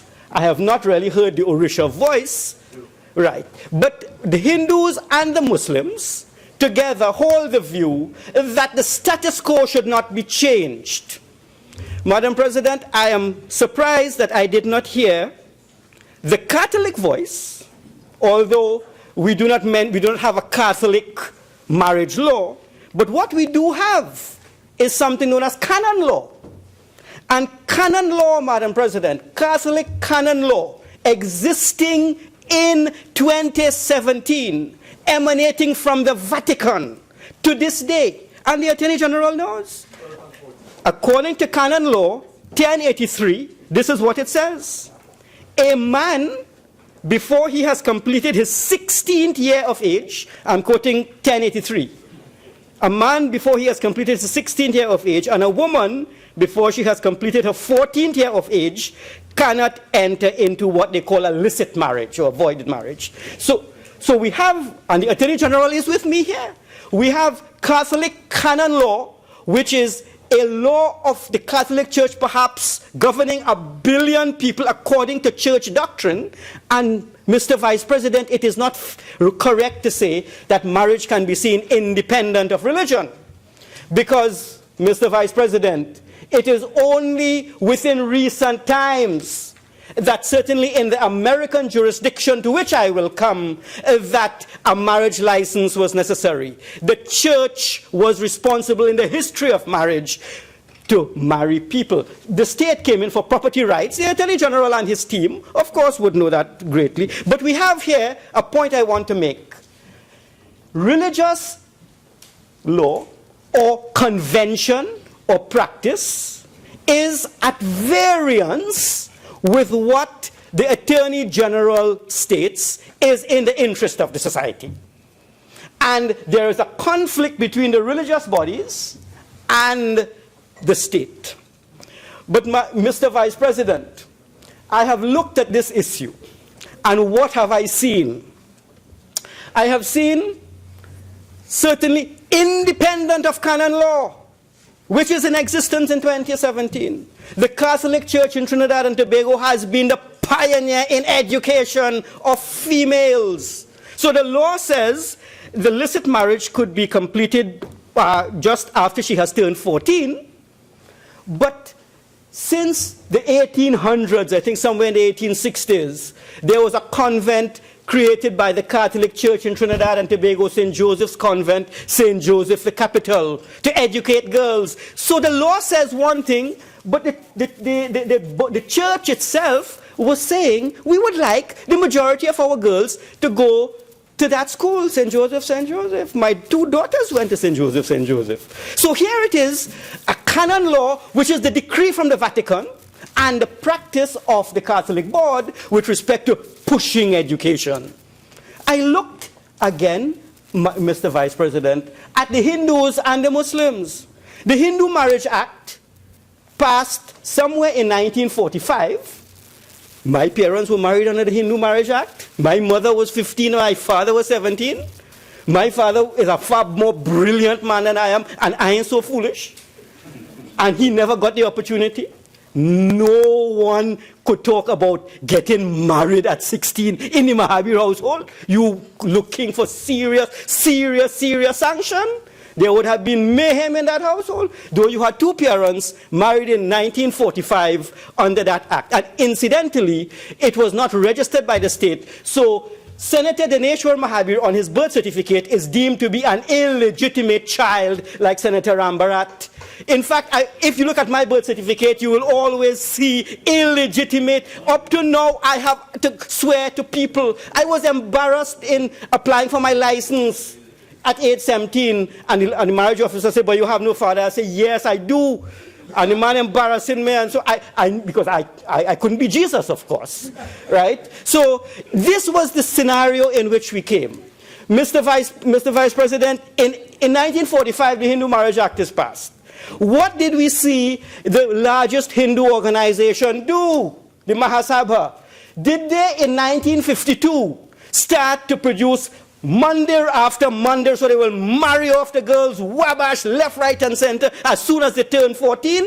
The answer is no. In 1952, a few years after the Hindu Marriage Act, the Mahasabha started with school after school after school aiming to educate. And today, when the Mahasabha schools secure national scholarships, the religious leaders who want to keep the status quo are also at the same time beaming with pride, especially when something like a President's Medal is won.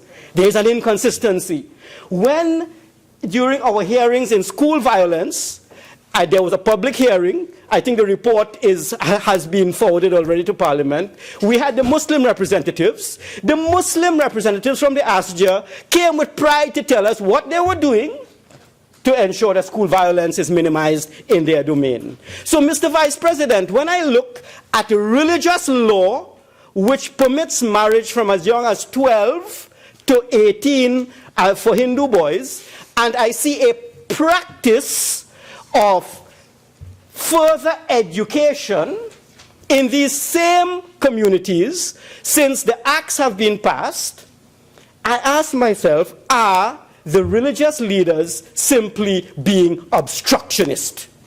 Because on the one hand, you cannot on the one hand pursue education for all your members and at the same time invoke the marriage acts at the same time. It is inconsistent behavior. Incidentally, Mr. Vice President, I am yet to meet a Hindu parent or a Muslim parent or an Orisha parent who the first thing they look at when the child turns 10 are these marriage acts. No, Mr. Vice President, the first thing they look at is the express and the guardian practice test on how the child is going to fare in common entrance.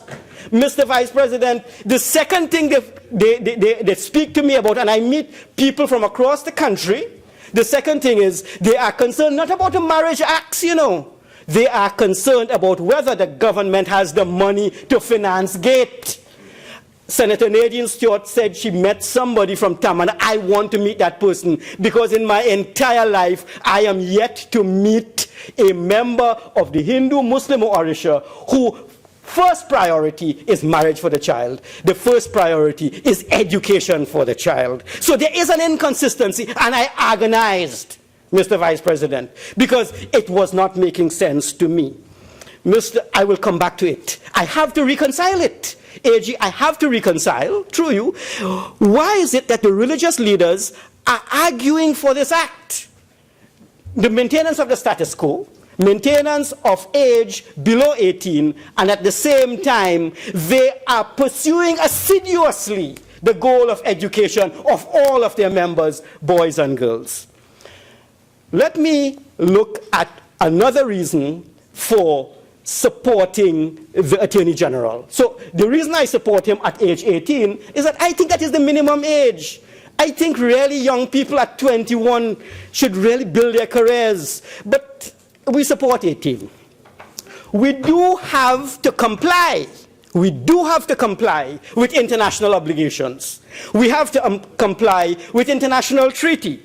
Mr. Vice President, I think we should become part of the developed group of nations. Let me mention a group of countries. In Europe, Spain, Portugal, France, Germany, Italy. I'll put Iceland there. What have they done? They have raised the marriage age. They have raised the marriage age. It's all of them without exception. 18 and over. Mr. Vice President, let me, without being Eurocentric, focus on North America, United States and Canada.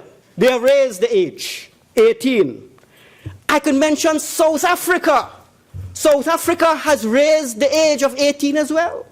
However, since we are looking at, Mr. Vice President, gender equality, Millennium Development Goals, and we want to ensure that Trinidad and Tobago has stepped up its position with respect to equality for women.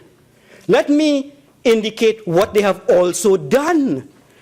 Spain, Portugal, France, Germany, Iceland, Italy, Canada, South Africa, I could even add India to that. What? And the AG knows where I'm going. They have legalized abortion. And let me add Barbados, 1983, Medical Interventions Act. They have legalized abortion. My position is, Mr. Vice President, when you are going to service your car and you need to change the oil, you cannot change the oil only. You have to change the filter as well, and now you have to change the oil filter too. You cannot say we want to join these countries in raising the marriage age so that we are going to conform with greater gender equity and the rights of women now, not only the child, the rights of young women and women in general, without speaking and opening up the issue of abortion. And let me put on the record, and I will not mince words, I, Senator Dhanayshar Mahabir, am of the view that Act 1108, Section 56 ought to be struck off from our books, and we need to legalize abortions in Trinidad and Tobago. And the justification for that is the Roe versus Wade argument, as argued by Justice Sandra Day O'Connor in the U.S. Supreme Court. And I raise that issue because the Honorable Minister Clarence Rambarat has indicated that the Marriage Acts at 1923, almost 100 years old. Minister Rambarat, the Abortion Act is 1925. So I am in conformity with Minister Clarence Rambarat, that we do need to look at these archaic laws, and it is difficult politically, but Mr. Vice President, what do Spain, Portugal, France, Germany, Italy have in common? They are all countries with huge Roman Catholic populations, and they were yet mature enough not to allow religion to enter into the rights of the woman. I am a pro-choice advocate, and I would like for us to step up with women's rights as we are talking about the marriage age. Mr. Vice President, let us talk about rights of women again. How many of us in this chamber have ever heard of Mrs. Sigar Dottir? Who is Johanna Sigurdar Dottir? Not many people have heard. Former Prime Minister of Iceland up to 2012. Johanna Sigurdar Dottir was married in 2010. There was much celebration in Iceland. But she married Leos Dottir, a long-time companion. And in Iceland, whenever you carry a surname like Dottir, it means you're a woman. Iceland has also legalized gay marriages. Their prime minister, sitting prime minister, check the records, I'm not making it up. Yet, Mr. Vice President, we have on our books the most oppressive of laws, Act 1128-13, where homosexuality in Trinidad and Tobago in this day and age will cut you 25 years in jail. It is wonderful that there is an independent bench in this parliament, you know. What politicians are afraid to address, I tell you, Senator Mahabir will do it.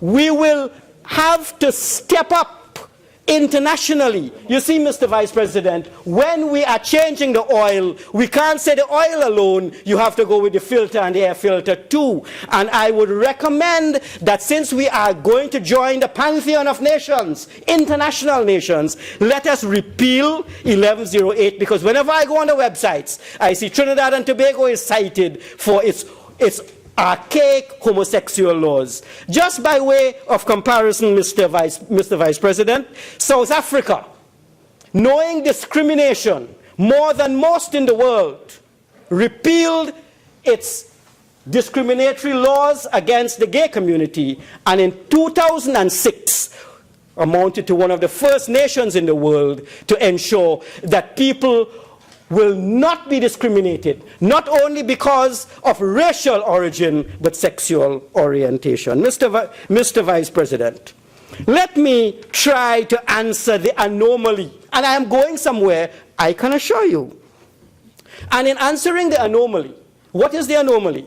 It is where, Mr. Vice President, the religious leaders of Trinidad and Tobago are saying one thing that seems to be diametrically opposed with what the state is saying. And I, Mr. Vice President, had to go to the United States jurisdiction. I know my good colleague, Minister Clarence Rambarat, indicated at one time that I was a little bit anti-American when I was speaking about American military contractors. He smiles because he knows now, after he has researched the American military contractors like Academy and Blackwater, he knows if they come to Trinidad, we need to keep an eye on them. Not anti-American, Honorable Minister, not anti-American at all. But there are certain practices. How could someone be anti-American when he is in such awe of the United States? The current President Trump, I think, was something that fascinates me. This is a man who has said everything wrong. Everything wrong. Nowhere else in the world could he win election except in the United States. And before that, Mr. Vice, so I admire the United States. Before that, here was President Obama, my complexion. And 50 years ago, he would have been refused service in a number of restaurants. Today, when he is on Air Force One on his last trip, he will have to be served at the front of the plane. And before that, there was a guy who starred in a famous movie, Cattle Queen of Montana. Ronald Reagan and Barbara Stanwyck, I think, 1950s. He became president. And not so long ago, Arnold Schwarzenegger, a fellow governor of only a great society could do that. It gives everybody a chance. I checked out the Great Society. Everybody could get a chance there. And what did I see in that Great Society? I saw in that Great Society something. Every single state in the Union, 50 states.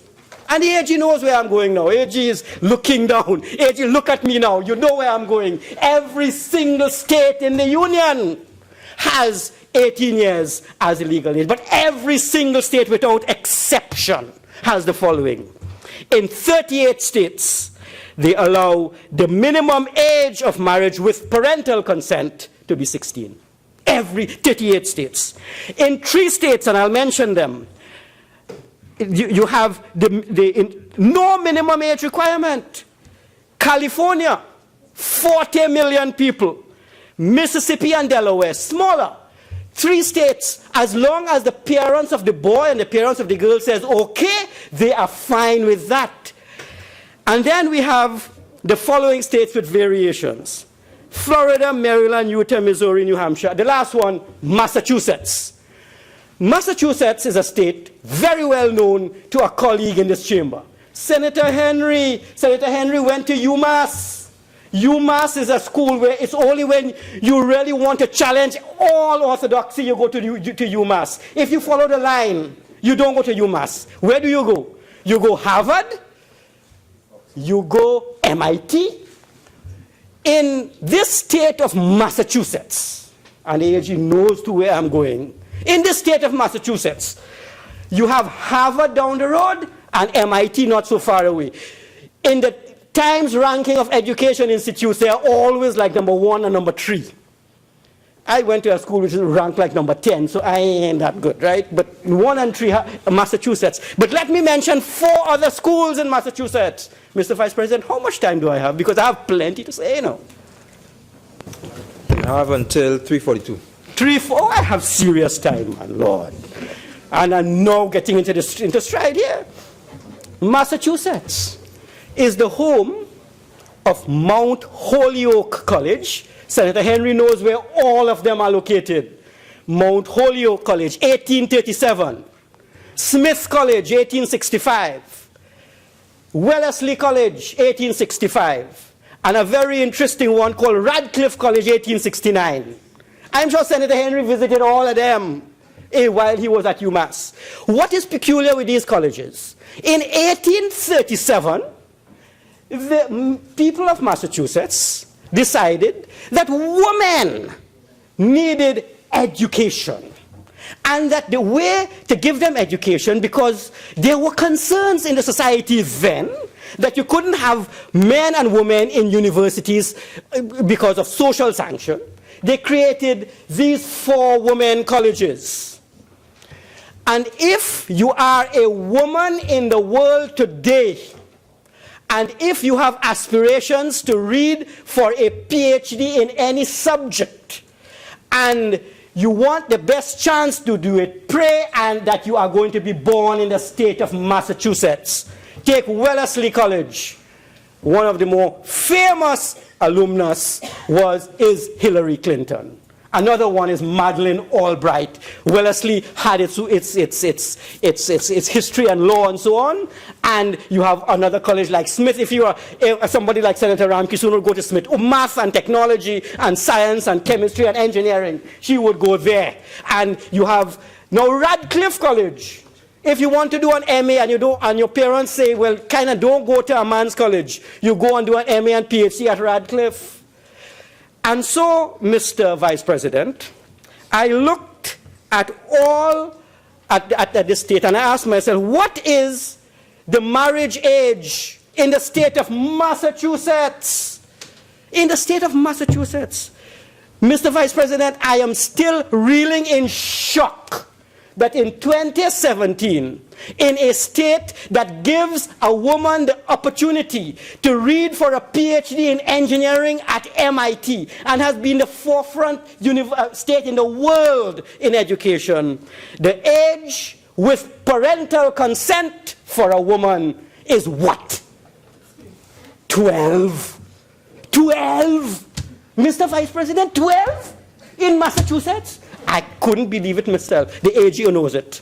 Mr. Vice President, how do I reconcile now the views of the religious bodies in Trinidad and the views of the legislators in Massachusetts? This is not Mississippi, which is said to be a kind of state down in the south there, or somewhere Virginia in Appalachia.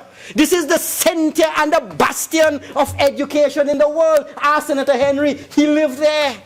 How could they, Mr. Vice President, the second thing is, when I looked at the number of marriages now, I thought it was just on the books. When I looked at the number of marriages in Massachusetts from 2010 to 2015 with parental consent, 200 girls were married in Massachusetts, giving an average of 40 a year. So here is a state which is telling you that you should aspire to Wellesley College and a PhD in Harvard. And at the same time, it is telling you, if you're 12, well, and you want to marry with parental consent, you marry. When I looked at the statistics in Trinidad now, and I am grateful to the Parliament staff for allowing me to see the Hansard report of the Honorable Attorney General, where he mentioned a very important statistic. Between 2006 AG and 2016, there were in Trinidad and Tobago something like 548 of the marriages that we are looking at with minors. That is, on average, 50 a year. But you know, Mr. Vice President, when I looked at the statistics, I asked myself, really, 548 sounds like a lot. But what percentage of marriages did that constitute? And I like to play the Rumpelstiltskin skill game. You know, the game that the Queen played with Rumpel. She knew the answer. But when Rumpel said, well, what is my name? She says, is it Twinkletoes? Is it Gobbledygook? And she went down until she got to the Rumpelstiltskin situation. Let me play that game. Is that 548 90% of marriages in Trinidad over the decade? No. Is it 60%? No. Oh God, you're spoiling the game, man. H.E., you have to learn to play the game, man. Let me continue. The age is just spoiling the game here. Hear what is happening. It is not 50% of marriages. It's not 20%. It is not 10%. It is not 5%. It is not 1%. It is closer age, as you know, to 0.5%. In statistics, we say it can be statistically insignificant. But yet, Madam President, we are talking about 548 marriages, and we are making a big issue about it. And I come back, Madam President, I come back to Senator Samuels's point. The second point he raised. So I hope that the first point of Y18 has been somehow addressed. Right. But the second point that Senator Samuel raised that forced me, Madam President, to do something that is very taxing. It forces me to think. So when he said he has visited the St. Michael's home, and he has visited the St. Jude's home, and he has seen and the youth training camp, youth training facilities, and he has seen children, people we call children, ages 12 to 17, locked up. So wait, he has also advised me that someone who is age 16 can go out and work. So we have in our scenario a situation where in our penal code, children who commit crimes can face adult sanctions. We have 16-year-olds who are considered to be children can go out to work without sanction. And again, I listened to Senator Samuel. I listened to Pandit Maharaj when Pandit Maharaj said, you know, with respect to children, you have to consider families as well. And I listened to Maulana Muhammad when he said, children mature at different ages. Madam President, why is it that the state of Massachusetts has this law on its book? It hasn't been repealed. Why is it that the state of Florida and the state of California both allow marriages below the age of 18 with parental consent? There are 3 states which allow marriages below age 16 as long as a pregnancy is in the situation.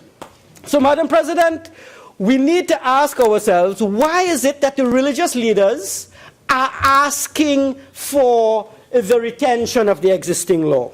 And when I gave it some thought, Madam President, this is what I have realized.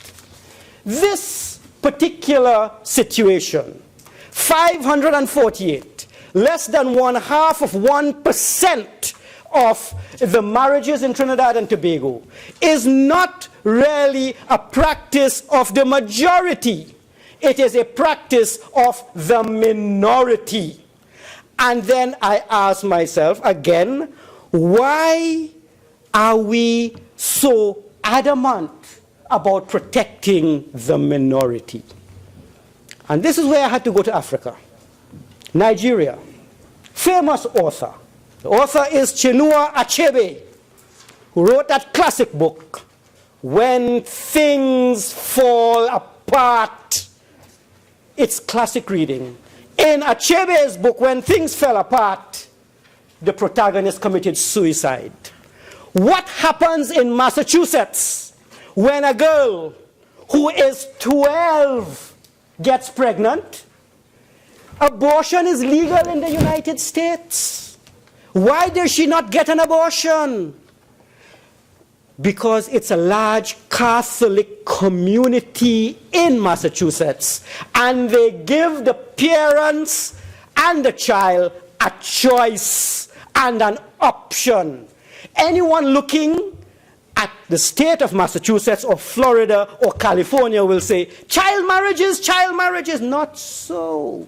It is for when things fall apart. And when things fall apart, what do we do? This is where, Madam President, Mahabir, you have 5 more minutes. Thank you very much. When things fall apart, Madam President, what do?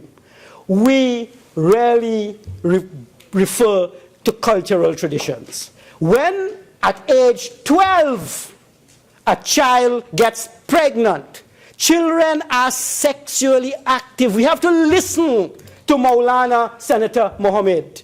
Children mature at different ages, and sometimes things go wrong. When things go wrong in the 12 to 17 category, and the AG himself indicated that there are a number of illegal abortions, so I hope we will look at abortions, but right now it is illegal. What do the families do? In some contexts, Madam President, it is quite okay for the child, the 12, 13-year-old, to have the child out of wedlock. It is accepted in that community. And in other communities, it is not accepted. Trinidad and Tobago, when I make the law, Madam President, I don't make it for religion, you know. I make the law in the context of the culture in which we live. And what is really culture? Culture is just the norms, the traditions, and the activities of certain societies with which they are able to navigate their day-to-day life. Cultures differ. In the society, we have a culture of money, where some people must have a big car to get respect, other people must have a big house. Different cultures. In the time I have left, Madam President, there is an amendment. Given my arguments, there is an amendment that I would like to raise for the consideration of this honorable House, based upon the contribution that I have made. And in keeping with what has gone before, I propose the following. I agree that the age of consent is 18. In fact, if I had my way, it would be 21, but I agree with 18. But understanding that marriage involves families, communities, cultures, and religions, I am saying that with parental consent, the age will be 16 years for both male and female, with parental consent. So when two 16-year-olds want to get married, or a 16 and a 15, it has to have the 16 and the 15 and parental consent. And the mischief I want to avoid there, Madam President, is what occurs in India, where raising the minimum age has resulted in thousands of children, young people, running away to the cities. Google it and you will see. That's a problem arising in India, and I want to solve that mischief. So instead of running away, I am saying, Honorable AG, with parental consent, the age will be 16 years for both male and female. This age can be lower. This age can be lower in the case of pregnancy, once the male is under the age of 18 and there is additional consent from a judicial officer. I will read that again. This age can be lower in the case of pregnancy because abortion is illegal in Trinidad. This age can be lower in the case, and I'm looking at a number of jurisdictions in America which specifically cites pregnancy in their statute. Florida is one of those. This age can be lower in the case of pregnancy, once the male is under the age of 18 and there is additional consent from a judicial officer. So I'm arguing, Madam President, two 16-year-olds or a 16 and a 15, they're giving the parents trouble.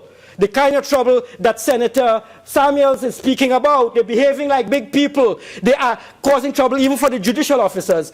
Parents alone involved. Parents get together and say, let's marry them. That will, in certain cultures, that if that is what is going to work, I say let it work. I want to give the society a choice. I also want to have, however, in a lower case, a judicial officer involved. Madam President, in the minute or so I have, let me say one thing. I have confidence in the people of the Republic of Trinidad and Tobago. I have confidence in parents. I am yet to meet, I want to meet the parent Senator Stewart spoke about in Tamana, because I haven't met anybody.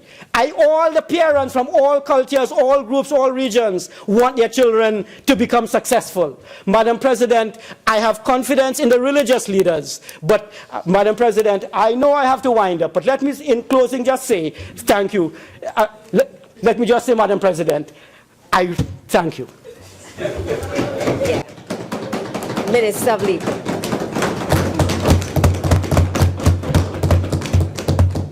Thank you, Madam President. Honorable Senators, Madam President, it is really with a disturbing degree of disappointment and very grave concern that I rise to make my contribution on this very critical and far-reaching debate. Madam President, my disappointment stems from the fact that since the start of the debate on this very delicate matter, this Honorable House has been subjected to some of the most unthinkable, unbelievable, mind-boggling, and deceptive submissions from those on the other side. That's true.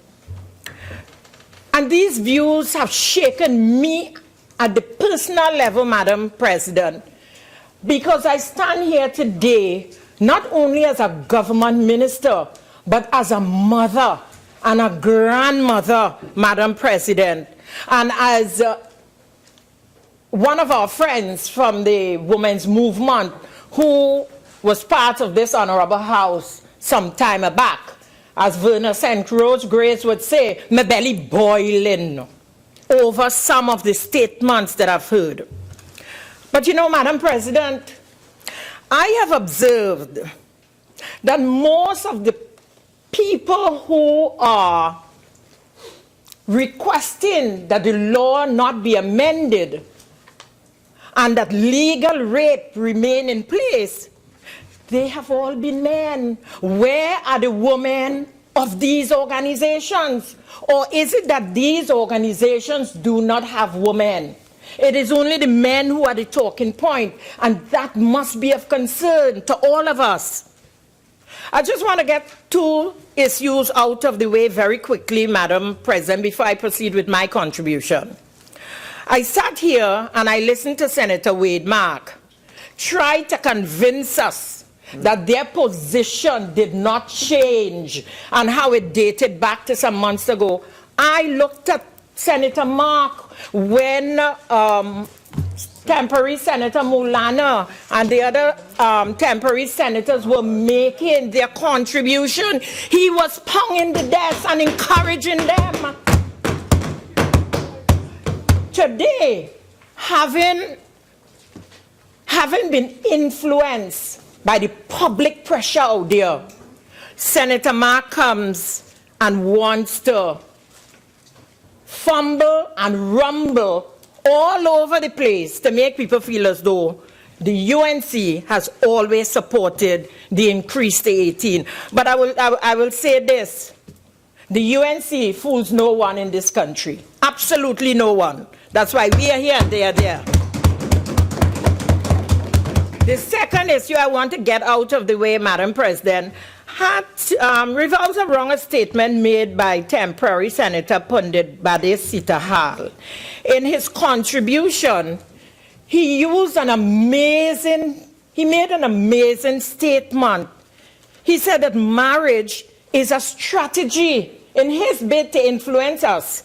But I want to share with this Honorable House a document prepared by the Hindu Women's Organization, and I see its president. I believe she's still the president, Sister Brenda Gopi Singh here, and I'm very happy to see her after all this time, and quite a number of representatives from the women's movement who have done yeoman service in this country in assisting for the protection of children and women in this country.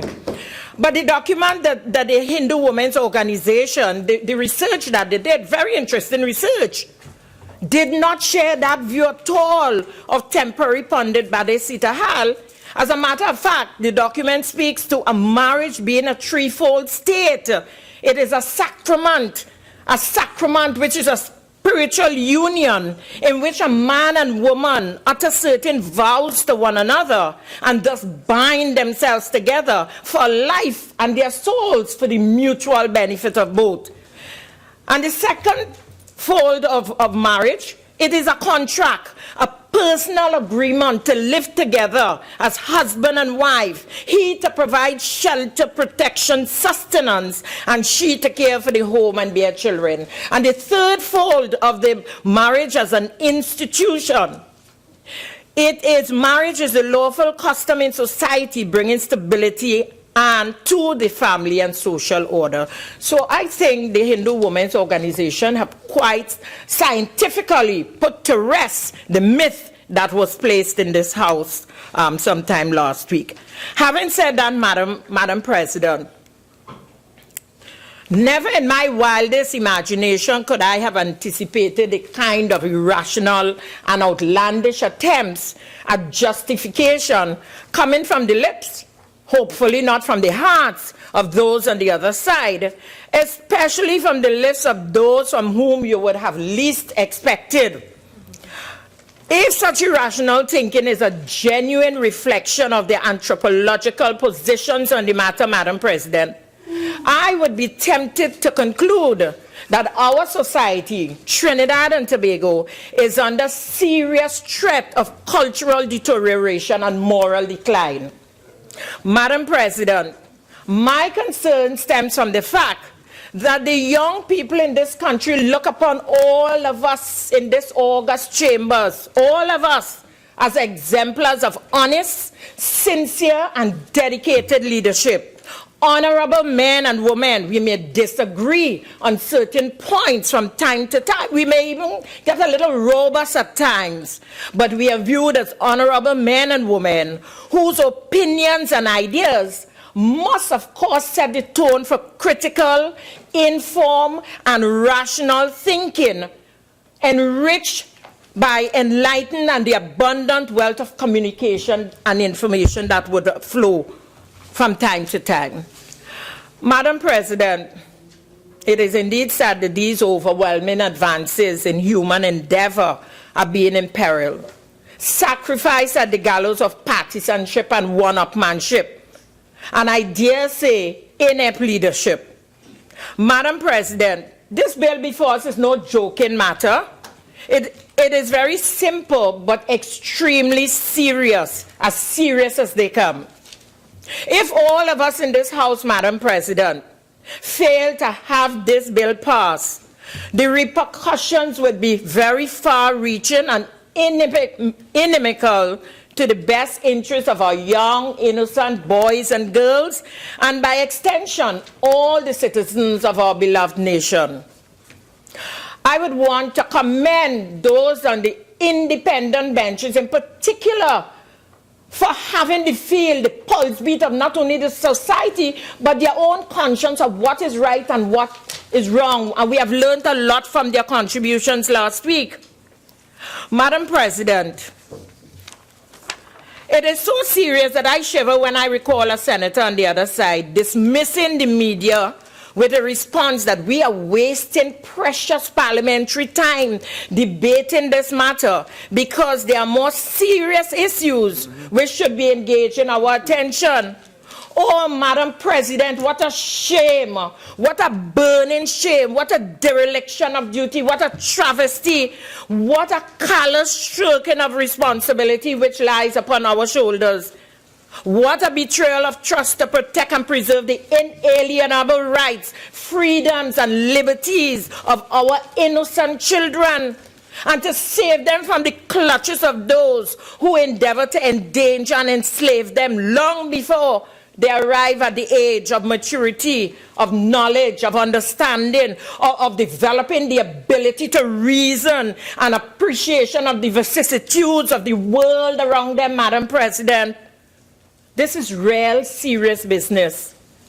Madam President, in my research on this upsetting subject, I discovered that the battle against child marriage dates back many centuries. From the time when, in the year 1533, at the age of 16, Princess Emilia of Saxony married George the Pious, Margrave of Brandenburg-Ansbach, who was then 48 years of age. Generally speaking, child marriage, Madam President, is defined as a formal marriage or informal union entered into by an individual before reaching the age of 18. Madam President, I shudder to think. I mean, I have a girl child. I have a boy child.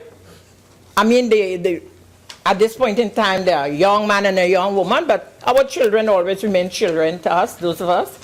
And I am quite sure, Madam President, I do not wish for my child to be married at age 12. I do not wish for my grandchildren to be married by age 12, because I want them to have a future, and getting married at such a young age cuts their future, brings it to an abrupt end. Madam President, it is no secret that the legally prescribed marriageable age in most jurisdictions is 18 years and over, especially in the case of girls. But many jurisdictions permit earlier marriage with parental consent, as has been espoused by one or two speakers earlier. But Madam President, child marriage is an imposition which affects more girls than boys. The record shows that child marriages are organized in many instances as a result of wanting to emerge from poverty by selling the child for a price. In some countries, the younger the bride, the higher the price. This puts younger children at risk of being sought after and married off very early by her family to the highest bidder. Madam President, it is not unusual that oftentimes it is simply a source of income to the parents, consequently creating a market for child trafficking. Madam President, this is serious business. How long can we continue to tolerate our very young children being lost and never found? And one can easily recall our celebrated sister, Ella Andal, the lost generation. That is what we are dealing with here, Madam President. I ask the question, fellow senators, given the scenarios which I have just enunciated, do we as people representatives sit idly by and allow the abuse and exploitation, especially of our young girl children, in this blessed land to continue? Madam President, I'm tempted to make a statement, and I'll seek your guidance in that regard. Hardback men in this society, Madam President, with 12-year-old girls, I mean, one shudder. Today, in spite of the fact that child marriage still exists in a few developing countries, the numbers have been falling exponentially in most parts of the world. The decline in numbers began during the 20th century, when the practice began to be aggressively questioned, and we experienced the minimum marriage age increasing in most countries. Madam President, the days are fast disappearing when arranging and contracting the marriage of innocent young girls were the undisputed prerogatives of her father.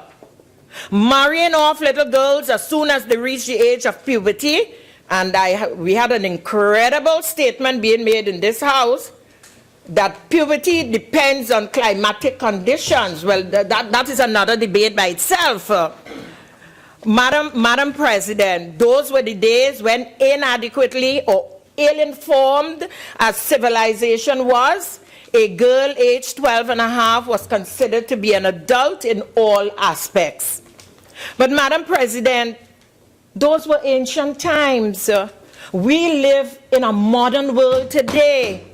Here is what, Madam President, here is what one of the world's most outstanding and highly respected and regarded leaders of all times has had to say on the subject of ancient beliefs and customs. I quote the late Revered Indian martyr Mahatma Gandhi. Madam President, this is what this iconic man had to say, and I quote, "But I must not be misunderstood. I do not hold that everything ancient is good because it is ancient. I do not advocate surrender of God-given reasoning faculty in the face of ancient tradition. Any tradition, however ancient, if inconsistent with morality, is fit to be banished from the land. The institution of child widowhood and child marriage may be considered to be an ancient tradition, and even so many an ancient horrible belief and superstitious practice. I would sweep them out of existence if I had the power. When therefore I talk of respecting the ancient tradition, you now understand what I mean. And it is because I see the same God in the Bhagavad Gita as I see in the Bible and the Quran that I say to the Hindu boys that they will derive greater inspiration from the Bhagavad Gita because they will be tuned to the Gita more than any other book. Close quotation. Madam President, all over the world, customs, traditions, and religious beliefs have been dictating the lives of young girls as if they had no mind of their own, no right of choice, no privileges to enjoy. So in the face of all these ancient customs and religious beliefs and practices, which vary all over the place, the mass scholastic contradictions, the assumptions, the presumptions, and confusion which abound, the question remains to be answered. Who has been assigned the ultimate responsibility to determine the conditions under which marriage should be legally entered into and consummated in Trinidad and Tobago? That is the question, Madam President. And the only answer is this Parliament, the state via this Parliament. Those of us in whose hands the people of Trinidad and Tobago have entrusted and invested the authority to govern and to serve their best interests. And that means protecting our young children. As recent as 2010, Madam President, 158 countries reported that 18 years was the minimum legal age for marriage for women. For women without parental consent or approval by a pertinent authority.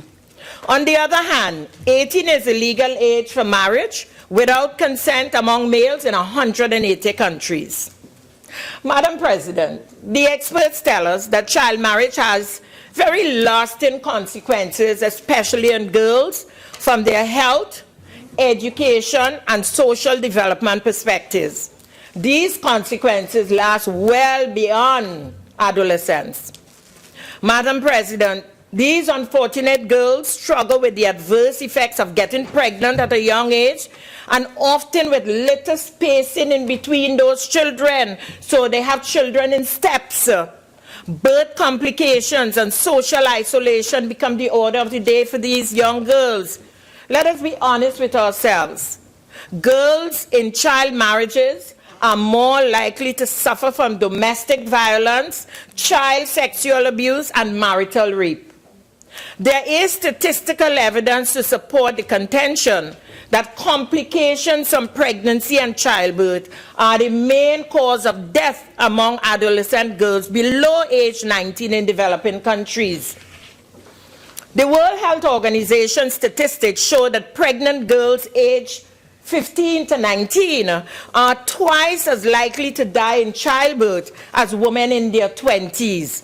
And girls under the age of 15 are 5 to 7 times more likely to die during childbirth, Madam President. These consequences are due largely to girls' physical immaturity, where the pelvis and the birth canal are not fully developed. Child marriage not only threatens the mother's health, it also threatens the lives of their offsprings.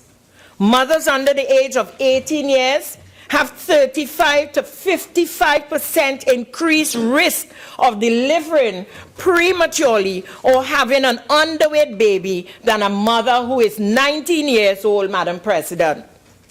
In addition, infant mortality rates are reported to be 60% higher when the mother is under 18 years of age. These are very serious statistics, not statistics emanating from Trinidad and Tobago, but from the World Health Organization, an organization that this country has a long-lasting relationship.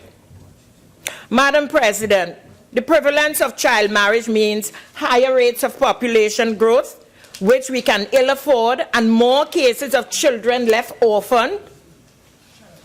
We live in an enlightened society, and we can ill afford the luxury of child marriage, ending a girl's education. Generally speaking, Madam President, most times when these young girls get married at that tender age, they usually drop out of school to focus their attention on their domestic duties and having to raise children. But we all know, Madam President, without education, they have fewer opportunities to earn an income and provide for themselves and their children. This leads to increase in the poverty index, especially if their spouses die or abandon them or worse, divorce them. And because they become widowed earlier in life, they face economic and social challenges for the rest of their lives than women who marry later on in life. For example, my dear senatorial colleague. Madam President, I can go on and on, but time does not permit me. Madam President, so serious an issue is this that the United Nations has declared child marriage a violation of human rights. Add to this the fact that there is evidence that high rates of child marriage are obstructing significant progress towards achievement of the 8 Millennium Development Goals, as well as global efforts to reduce poverty, mainly due to its effect on educational attainment, economic growth, and healthcare. Madam President, as recent as December 2011, a resolution adopted by the United Nations General Assembly designated October 11th as the International Day of the Girl Child. On October 11, 2012, the first International Day of the Girl Child was held, the theme of which was ending child marriage. In 2013, the first United Nations Human Rights Council resolution against child, early and forced marriages was adopted, Madam President. It recognized child marriage as a human rights violation and pledged to eliminate the practice as part of the United Nations post-2015 Global Development Agenda. Further, Madam President, in 2014, the United Nations Commission on the Status of Women issued a document in which they agreed, among other things, to eliminate child marriage. The World Health Organization has recommended increased educational attainment among girls, increased enforcement structures for existing minimum marriage age laws, and informing parents in practicing communities of the risk, all the risks that are associated with child marriages and how to proceed to prevent child marriages. The Haryana state government in India operated a program, and this was a very interesting bit of research that I identified. That state in India, they operated a program in which poor families were given a financial incentive if they kept their daughters in school and unmarried until age 18. A similar program was operated in 2004 by the Population Council and the regional government in Ethiopia's rural Amhara region, where families receive cash if their daughters remain in school and unmarried during the 2 years of the program. They also instituted mentorship programs, livelihood training, community conversations about girls' education and child marriage. Madam President, Stephanie Sinclair, that Pulitzer Prize-winning photographer, she has been documenting child marriages all over the world for more than a decade. When asked what she found most disturbing about child marriage, this is what she had to say, and I quote, "I think the thing that we must acknowledge is that in most cases, these young children do not want to be married. They want normal lives. They want to play with their friends. They want to be educated. And all they want to have is a full attempt at their adolescence. These marriages rob many girls of their innocence, many times before puberty. And this is something that as a global society we cannot tolerate. The bottom line is that child marriage isn't just harmful to the girls involved. It's at the root of so many other societal ills: poverty, disease, maternal mortality, infant mortality, violence against women. All of those are symptoms connected to the same problem. If you solve the child marriage problem, these other issues benefit as well. She continues, let's be honest, she said, when an 8-year-old has sex with a 20-something-year-old, that is rape. It is child rape. It is something we cannot be okay with, close quotation. Madam President, Senators, let us face it. There was not this level of public awareness of the perils of child marriage in days gone by as it exists now. In fact, so critical has the issue become that a group of world leaders led by Archbishop Desmond Tutu, dedicated to peace and human rights, made it a priority issue and formed an organization called Girls, Not Brides, which has over 200 members based throughout Africa, South Asia, the Middle East, Europe, and North America, all united by a commitment to end child marriage and enable girls to fulfill their potential. Madam President, some time ago, former Secretary of State and United States presidential candidate Hillary Clinton undertook a USAID-sponsored pilot program in Bangladesh to foster community support for an end to child marriage. And Archbishop Desmond Tutu and his organization also announced a very ambitious goal. And that goal, Madam President, is to end the practice of child marriage by 2030. Madam President, we in Trinidad and Tobago must, and I stress, must join the ranks of enlightened and progressive nations worldwide and ensure that in keeping with the provisions of the United Nations Sustainable Development Goals and of this government's Vision 2030, we must meet that deadline. There are ways to do it, starting with bipartisan support for the passing of this particular piece of legislation. But once we have started, we just have to keep up that momentum, Madam President. Madam President, child marriage is a global epidemic, one that affects tens of millions of girls worldwide. The United Nations Convention on the Elimination of All Forms of Discrimination Against Women states categorically, and I quote, that the marriage of a child shall have no legal effect, and all necessary action, including legislation, shall be taken to specify a minimum age for marriage, close quotation. That is what we are about via this piece of legislation, Madam President. Joining the chorus around the world in eliminating the incidence of child marriage once and for all. Trinidad and Tobago must come of age. Let us stop the hypocrisy all around. Let us take heed of what some of the world leading figures on the subject are saying.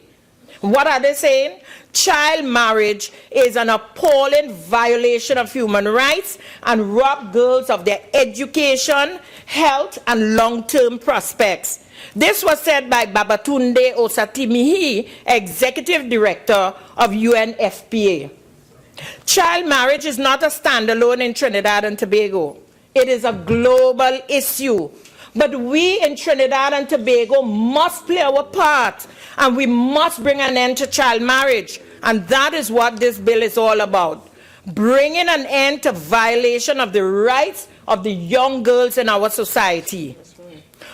Claudia Garcia Moreno of World Health Organization, she's a leading expert in violence against women. She's quoted as saying the following, Madam President, and I quote, "Child marriage marks an abrupt and often violent introduction to sexual relations. The young girls are powerless to refuse sex and lack the resources or legal and social support to leave an abusive marriage," close quotation. Madam President, in short, the records show that child marriage, which has existed for centuries, is a complex issue rooted deeply in gender inequality, tradition, and poverty. In the majority of cases, parents arrange these marriages and young girls have no choice. Poor families marry off young daughters to reduce the number of children they need to feed, clothe, and educate. In some cultures, a major incentive is the price prospective husbands will pay for young girls. It is like slavery reborn, Madam President. It's unthinkable that in 2017 that we are having this debate. We should not even be debating this issue. For example, Madam President, some cultures believe marrying girls before they reach puberty will bring blessings on families. Some societies believe that early marriage will protect young girls from sexual attacks and violence, and see it as a way to ensure that their daughter will not become pregnant out of wedlock and bring dishonor to the family. Too many families marry their daughters simply because early marriage is the only option that they know. Thank God, Madam President, many religious leaders and their communities are already working to end child marriage and other forms of violence against children. Changing stubborn behavior is immensely challenging, so we must go further to positively influence beliefs and actions. This is a view held by Tim Costello, Chief Executive of World Vision Australia. In addition, Madam President, the former Secretary General of the United Nations, Ban Ki-moon, urged governments, community and religious leaders, civil society, the private sector, and families to do their part to let girls be girls and not brides, and so assist in the achievement of other Millennium Development Goals aimed at eradicating poverty and achieving universal education, and more so, Madam President, combating HIV/AIDS. Madam President, what baffles me is the fact that these temporary senators, and some not so temporary, have been deliberately planted in the Senate to oppose the amendments being sought by this government. It is the most disingenuous grandstand of insincerity and hypocrisy that I have witnessed in years.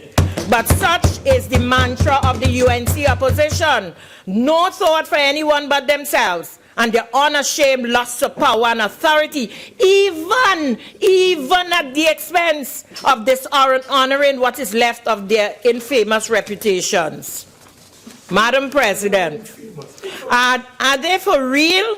When will those on the other side cease playing games, mind games with the population, and get down to the business of looking after the best interests of...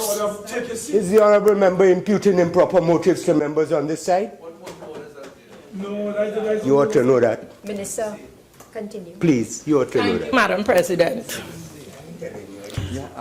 Madam President, are they for real? When will those on the other side cease from playing games with the minds of the people and get down to the business of looking after the best interests of the citizenry? When will the hypocrisy come to an end? But they are not fooling... Just adjust your language a little bit. Thank you. They are not fooling anyone. They are not fooling anyone in this country. The nation has spoken. They have spoken, and the nation has stated that the children of Trinidad and Tobago must be protected. In conclusion, Madam President, I wish to quote once more from Mahatma Gandhi, who said, and I quote, "If I had the authority, or if my pen had enough power, I would use it to prevent every child marriage. Parents who marry their children at a tender age become their enemies and are responsible for making them dependent and weak," close quotation. Madam President, modern-day civilization owes an unquantifiable debt of gratitude to Mahatma Gandhi for his vision and his foresight. If we in this country are to achieve our sustainable development goals by 2030, and uphold the human rights of women and our young girls, we have no choice.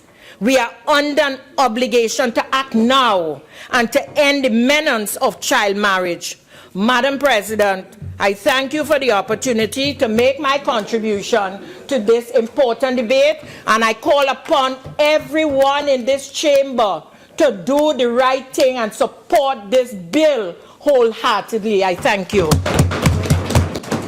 Senator Amin. Thank you very much, Madam President. Madam President, it is my honor to rise in this Senate to join in the debate which has been coined a debate to end child marriages in Trinidad and Tobago. Madam President, protecting our children is important. And I agree that in a country where a person can be married under civil law and under the various religions, the Muslim at 12, the Hindu at 14, and I understand civil at 14 as well, the Orisha at 16. Madam President, I agree that child marriage is one of the dangers that we must protect our children from. And we on this side firmly today reiterate our position. That is not a new position, Madam President.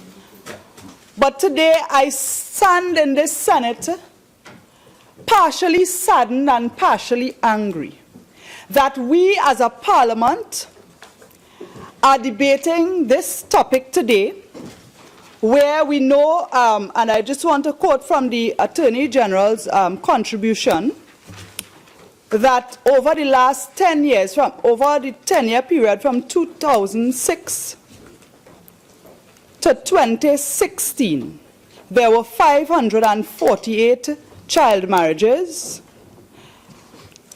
out of 84,330 marriages in Trinidad and Tobago. That gives a total of 0.65%. I want to ask this nation, through you, Madam President, to consider how many girls have been murdered in our country over the same 10-year period, and tell me which is the greatest danger.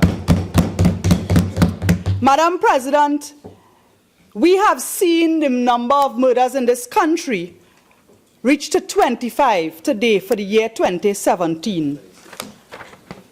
And since this morning, the number may have increased. Our young women are facing the real danger of being snatched, of being suffocated, bound and gagged, dumped in rivers and swamps, gunned down, stabbed, raped, kidnapped, and on a daily basis, Madam President. Our young men as well, because when we consider the representations being made, it's not only to protect young women, but also to protect young men. And our young men are facing the same dangers, because every day in Trinidad and Tobago, we lose Madam President, on a point of order, 46-1. No, Senator Amin continues. Senator Amin has just begun her presentation. Thank you very much, Madam President. Madam President, I could understand the objection to the government not wanting to hear this. But that is the reality that we face. And in our country, Madam President, our young men are dying every day because they are being gunned down over turf wars, over drugs, over sneakers, over $20. Blood is flowing in our street. And today, the government comes to make a case to the nation as though the opposition is so vehemently against getting rid of child marriages, as though this government wants to continue some great evil against the young people of this country. And the whole tone of the government, Madam President, seems to be to accuse the opposition of something rather than to let us collaborate as a responsible parliament to get rid of one of the dangers that face our young people. Madam President, I heard from the other side members in their contributions presuming that the position of the government would of the opposition, would be to automatically oppose the government's position. Madam President, the position of the UNC and of the opposition is to seek what is the best interest of the child in Trinidad and Tobago. The position of the opposition is not new. In fact, I want to refer members opposite who indicated that, that the opposition today is somehow in reaction to public outcry bringing a new position. Let me tell you that while the leader of opposition must be commended for allowing the voices, widening democracy and allowing voices of other interest groups to be heard through two temporary appointments in a representative of the Muslim faith and a representative of the Hindu faith. Those views have been criticized, but they are real. They are part of our multicultural society, and we must give air to those views. But, Madam President, the views of the religious organizations are not the only views in our society that have an impact on what we are debating today. And there are mechanisms in the rules that govern Parliament to hear the contributions from civil society, from stakeholders, including the religious organizations. And I want to ask the government that we all be responsible as a Parliament and put our heads together to receive those views. Madam President, I indicated before that the position of the opposition was firmly articulated in a statement by the leader of opposition on the 20th of May 2016, long before this debate came to the Parliament. And our position today is the same. Madam President, there is no doubt that the UNC and the leader of opposition has been one of the strongest advocates for the protection of children in Trinidad and Tobago. Madam President, I heard the Minister of the Honourable Senator Jennifer Baptiste-Primus outline the horrors of teenage pregnancies, attributing it to child marriages. And I want to tell you, we must be strangers to the reality if we in this Senate stand and speak as though every pregnancy that takes place in a teenager is as a result of marriage. Teenagers are engaging in sexual activities. There are 2,500 teenage pregnancies on record annually, according to a statement made by the National PTA. HIV, AIDS, and other sexually transmitted diseases are increasing incrementally every year. And, Madam President, the number of pregnancies, teenage pregnancies, does not take into consideration the number of illegal abortions in Trinidad and Tobago. We must protect our children from those things, Madam President. Earlier in the debate, a number of speakers mentioned, so I will not go into those, but I want to ask, the government had indicated previously through the Minister of Health, sometime in the public domain, that it does not intend to consider any legislation to protect women and girls from abortion. And given the real danger that it is today, at some point the government must consider this legislation that will protect women and girls from the thousands of illegal backyard abortions that take place every year. The point about older men being with younger girls, while I support that, you know, the dramatic horror that comes with that statement, let me tell you something. when schoolgirls are in relationships with maxi and taxi drivers, is the same thing that is happening. Teenagers are being preyed upon by 40-year-old and 50-year-old men. So changing this age for marriage does not remove the danger that our teenage girls face. Children as young as 9 and perhaps sometimes even younger are sexually active, and much of it takes place in schools. Yet we are not considering provisions for sexual education in schools. So if you really want to protect our children from the dangers that were outlined here with all this dramatic and all this horror and all this show that is being put on, let us be real. The things that you have brought as, the horrors that come with child marriages, I want to tell you, those things come whether the child is married or not. Those dangers, they are exposed to every day. And we have taken this opportunity, and I say we, our society, has taken this opportunity to bring this into a religious debate. And earlier, a colleague from indicated that this is not a religious debate, but religion, all marriages are conducted in some place of worship. Most of the marriage officers are religious leaders, and we must consider. But we have allowed this debate to become a debate where we criticize each other's religion in this cosmopolitan Trinidad and Tobago. And we must be very careful of that. The fact is, while there are many who are not Muslim and not Hindu who criticize the position of these groups, and where in law it states that a Muslim can marry as young as 12 and as young as 14 for Hindus. The civil marriages in Trinidad and Tobago, they specify the minimum age. Is there even a minimum age listed? So the truth is, the reality is, the horror is that infants can be married under law in Trinidad and Tobago presently, under the civil marriages and so on.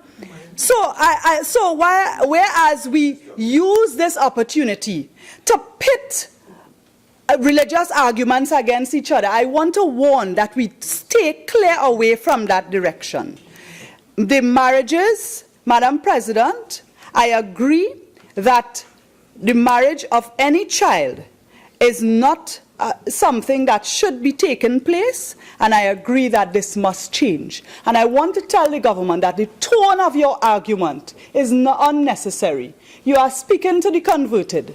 So don't come here as though you are trying to blame the opposition for wanting children to be married or any such thing. I am saying you are speaking to the converted. At this stage, we will suspend for the tea break, and we will return at 5 p.m. So this sitting is suspended until 5 p.m.